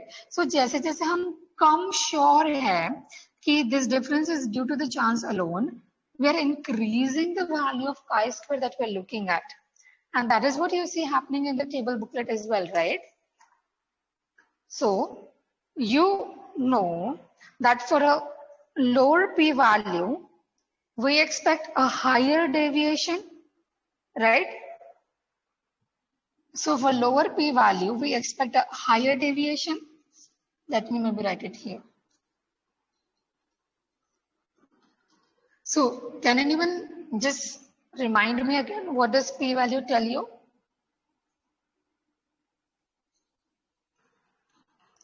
Did you guys understand what I just said?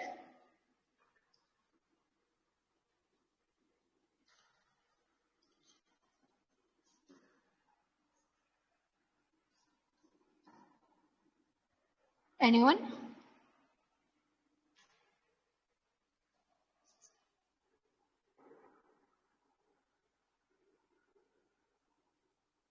Am I audible?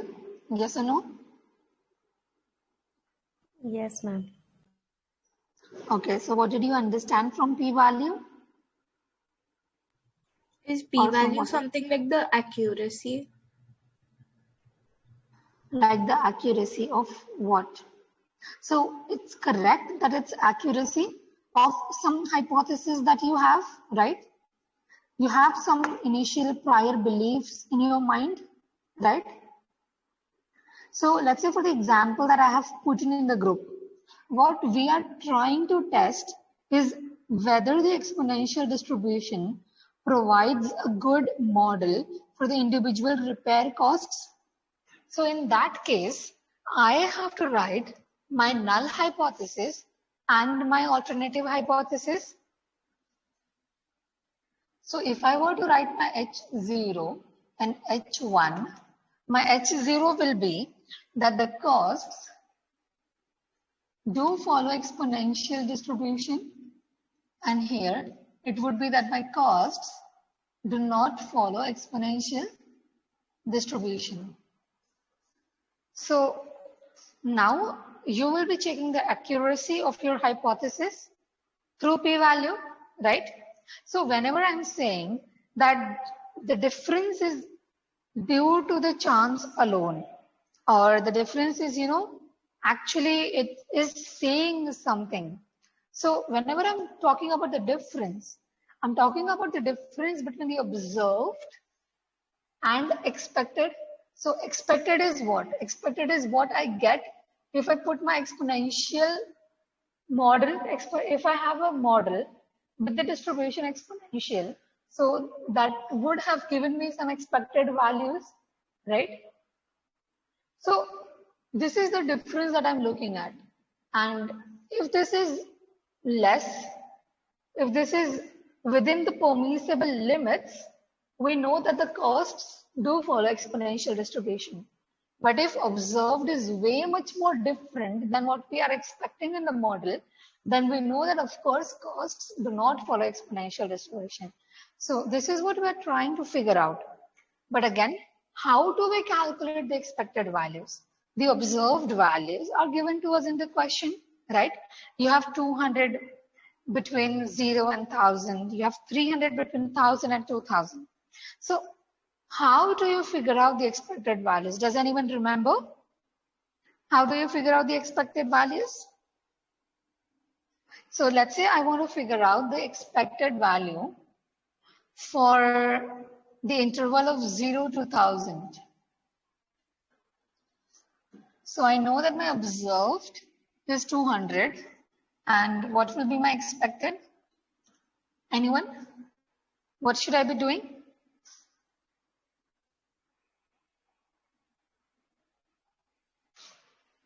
Ma'am, it should be capital F of 0 minus F of 1000. Capital F of? You were correct. Capital F of? 0 minus capital F of 1000. 0 minus capital F of 1000. So let me try to show you what this looks like in a graph.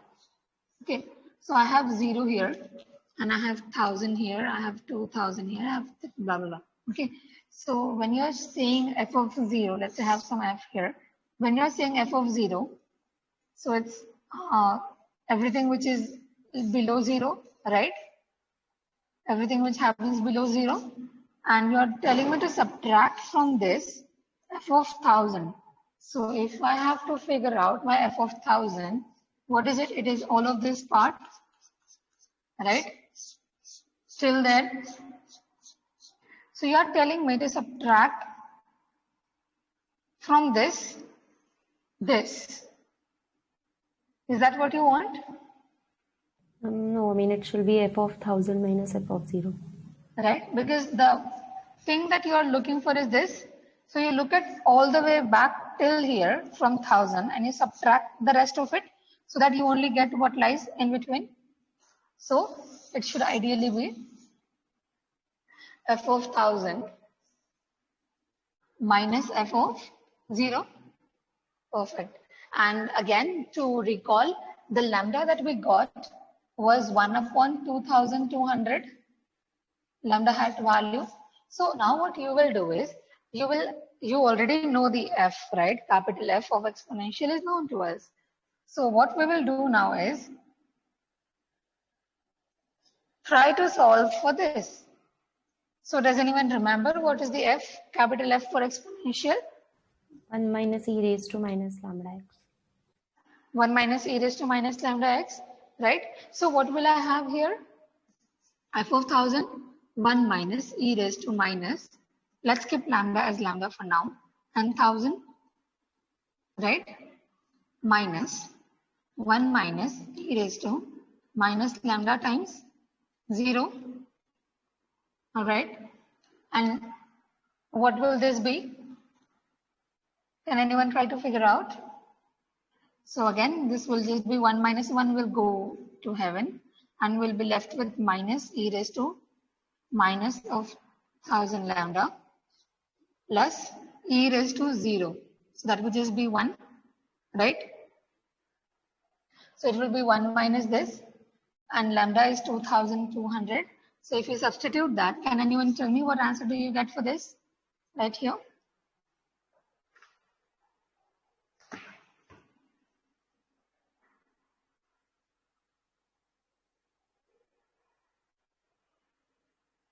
.36526.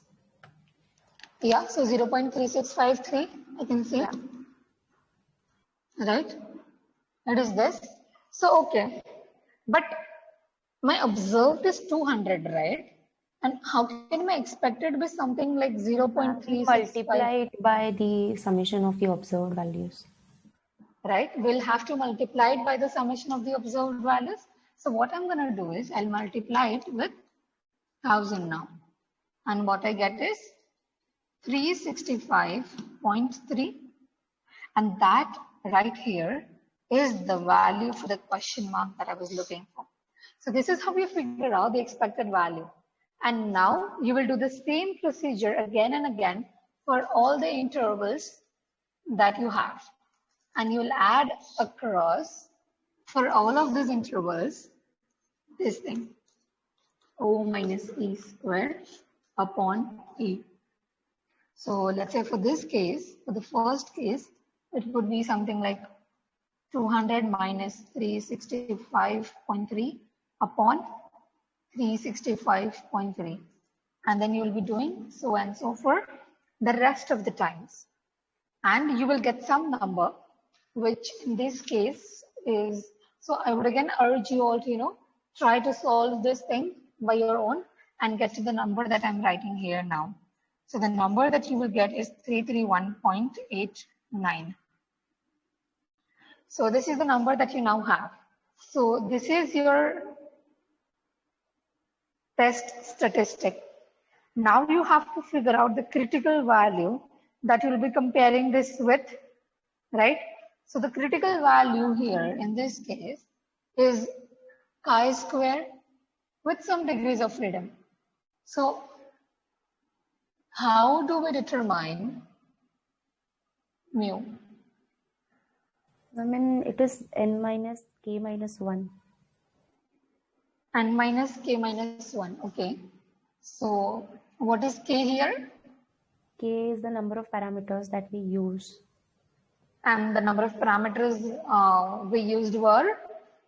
0. Or was? 0. How do you know it's 0? What is this? This is a parameter, sorry. right? Yeah, sorry. Yeah. Yeah. So it's 1, right? Because in exponential, we do have one parameter and we estimated the value of it. So that is why we have this 1 here. So n minus 1 minus 1. And n is what? N is, oh no, n is not n here. What is n here? N will be number of columns that we get finally. Yeah. And what is n here?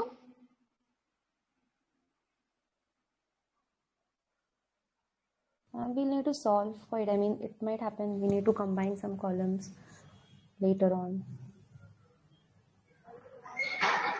Oh, just give me a minute, guys. क्या हाँ कितना बजे तक class? अरे 8:30 बजे तक ही था, but थोड़ा एक्स्ट्रा चल रहा है. अब 9 बजे तक बोलते हैं. Yeah. So what will you have to do? You said? Ma'am, we'll have to solve it. I mean, it might happen further. We might need to combine some columns to reach the answer. I mean. Okay. And how will you do that? And we'll solve it. We'll find the expected value. And in case if the expected value is less than 5, we'll combine it until it gets greater than 5. And then that will be the final number of columns we'll be considering here. Okay. Yeah, that's good. But again, to compare it with chi, you would need a value for that mu, right? So what is the mu value that I should have right now for the start?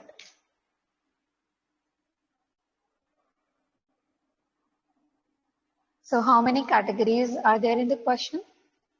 6. 6, right? So let us just have 6. And instead of updating our answer, we'll keep it as it is, okay?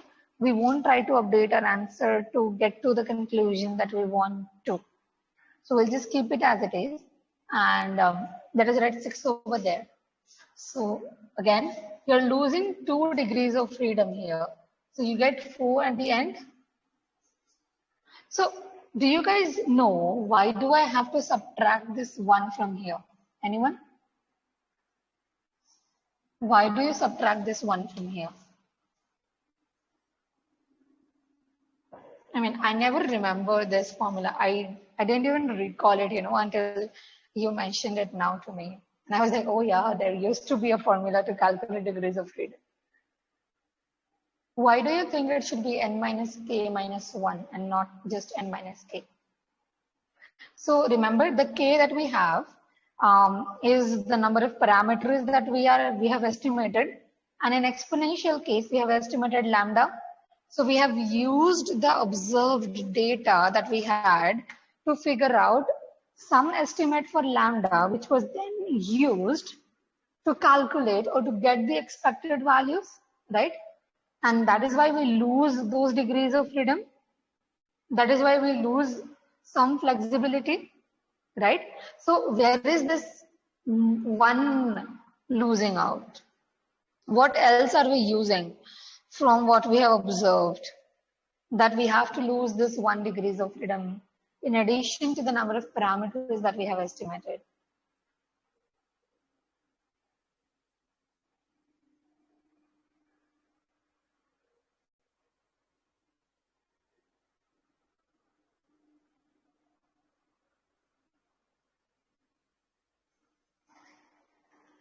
Anyone? What do you think is happening here? Like, what else have we used? Let me maybe take you guys back to the slide.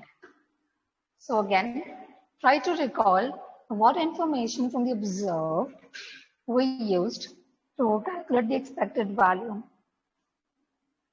apart from the lambda that we derived from the data.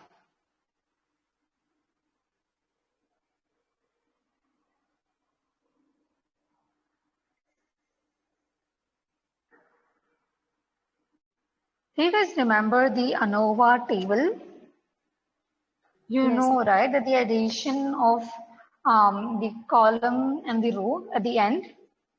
So the end column and the end row is always equal, right? It's always equal, right? So let me maybe draw a little bit of it. So ANOVA table kuch aise dikhta hai, and then you have an additional column here, and you have an additional row here, and then you at the end write some total here, right? So all of the additions for this row and the additions for the numbers in this column are here, which are same, right? Yes, ma'am. So this is your hint to tell me where you're losing that 1 degrees of freedom.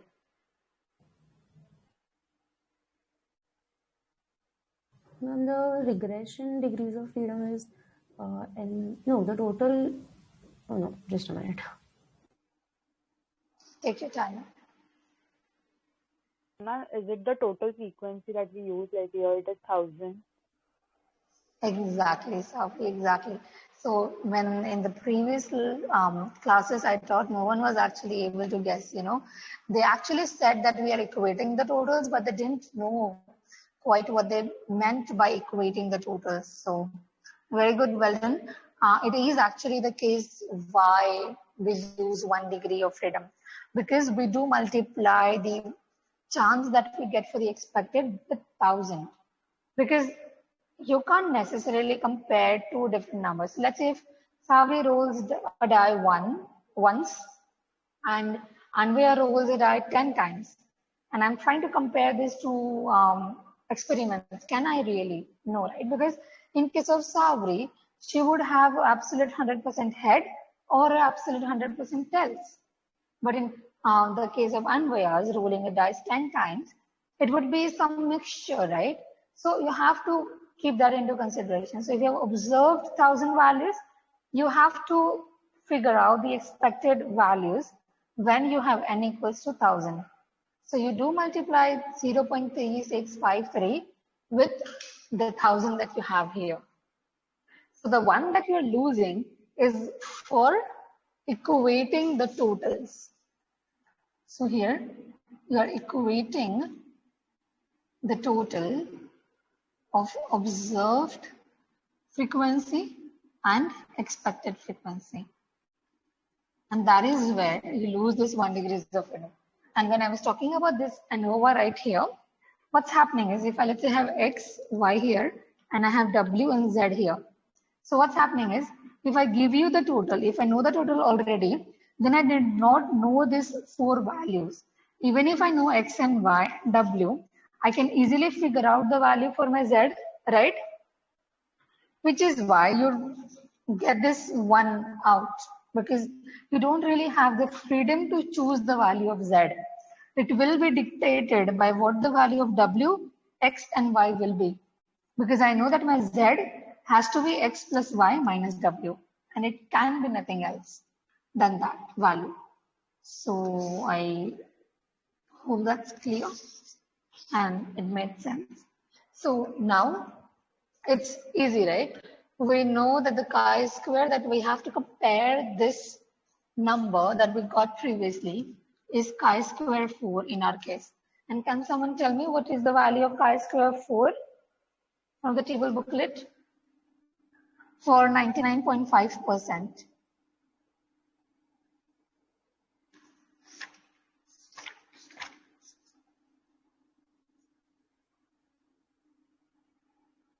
Ma'am, it's 0.2070. 0.2070. Okay, and this was Anvaya. Anvaya, yeah. Okay. What about others? Do you guys still agree with Anvaya's answer? You asked at 99.5%, right? Yeah.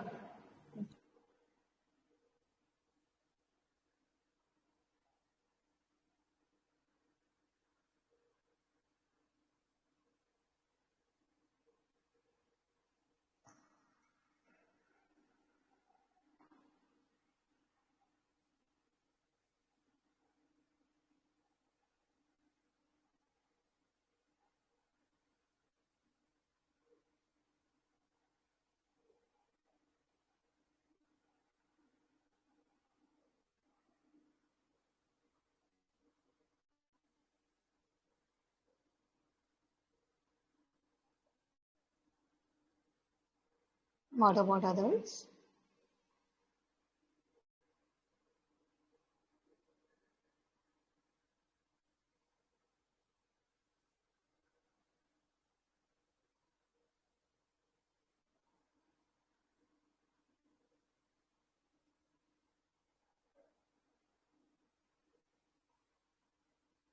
Okay, so I think you guys must be asking me another question, right? What exactly is 99.5%? So when I say I want to look at 99.5%, is that the p-value that I'm saying, or is that the alpha value that I'm saying, right? Do you guys remember what the alpha value is?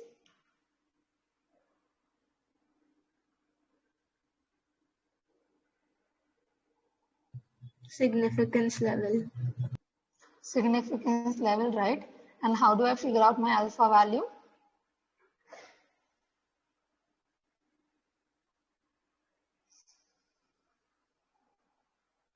It's stated in the question usually.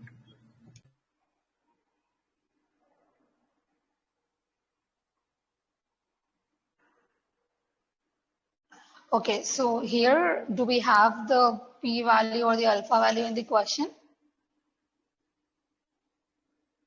If nothing is stated, then we take it as 5%. Then we take it as 5%. Okay. But here, I'm saying that, we are looking at the upper 99.5%. Then what should be the number that you would be looking at?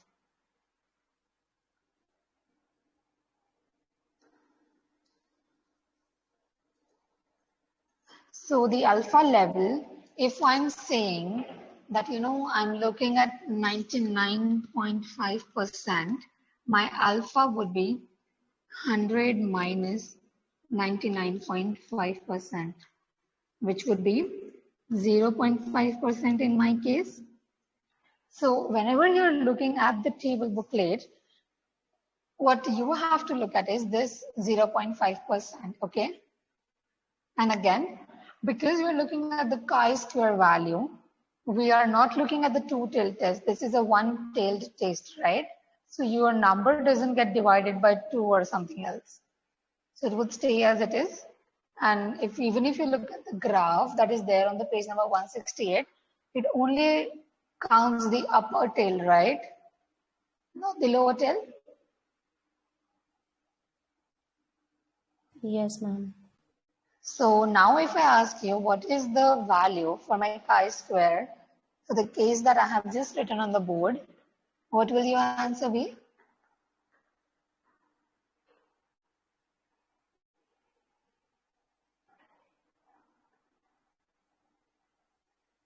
$14.86. 14.86, right? What about others? Can you guys see? Yes, ma'am. 14.8. Yes, ma'am. So everyone gets it.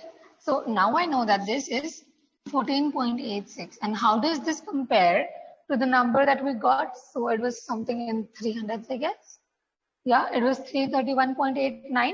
Is this lesser than or greater than 14.86? Higher, Greater. right? Greater. So what should I conclude? We can reject H0. I can reject H0, right? Because the difference between my observed and expected is way much more than what I would have permitted it to be, you know, by just chance. So by chance, the maximum difference that my data could have was 14.86, but no, it is way much more higher than 14.86. So I know that this value is lesser than my summation of O minus E squares upon E. Therefore, I reject H0, right? Does everyone agree with this?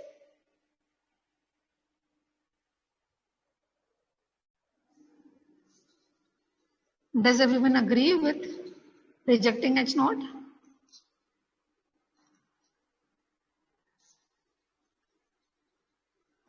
Yes, ma'am. Perfect. And we conclude that these do not follow exponential distribution. And you can put those words, you know, significant, significantly different, and all those stuff basically. But yeah, that's not what matters here at least. So again, there is something, you know, peculiar with the exponential distribution that we studied in the very first lecture. What happens to the values of exponential distribution as in when you increase the value of x? Does anyone remember?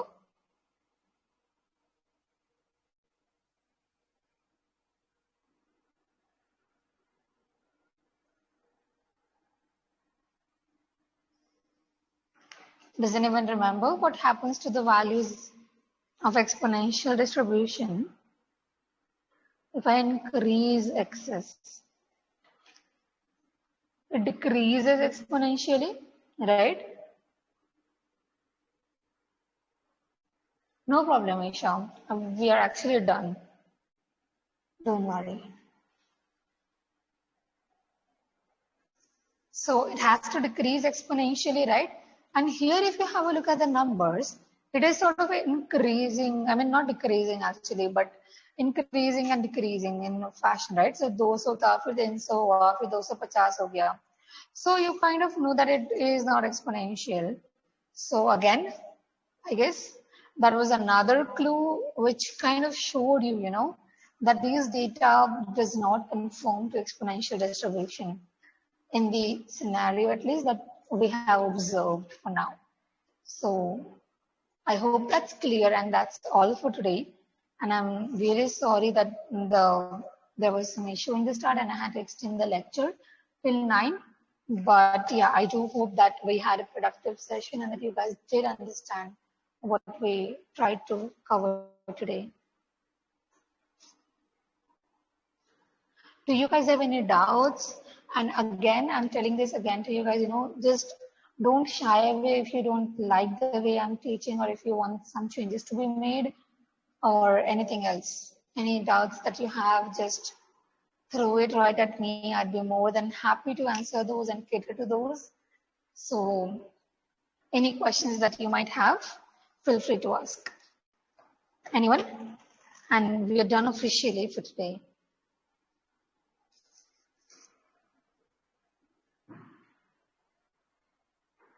Anyone has any questions?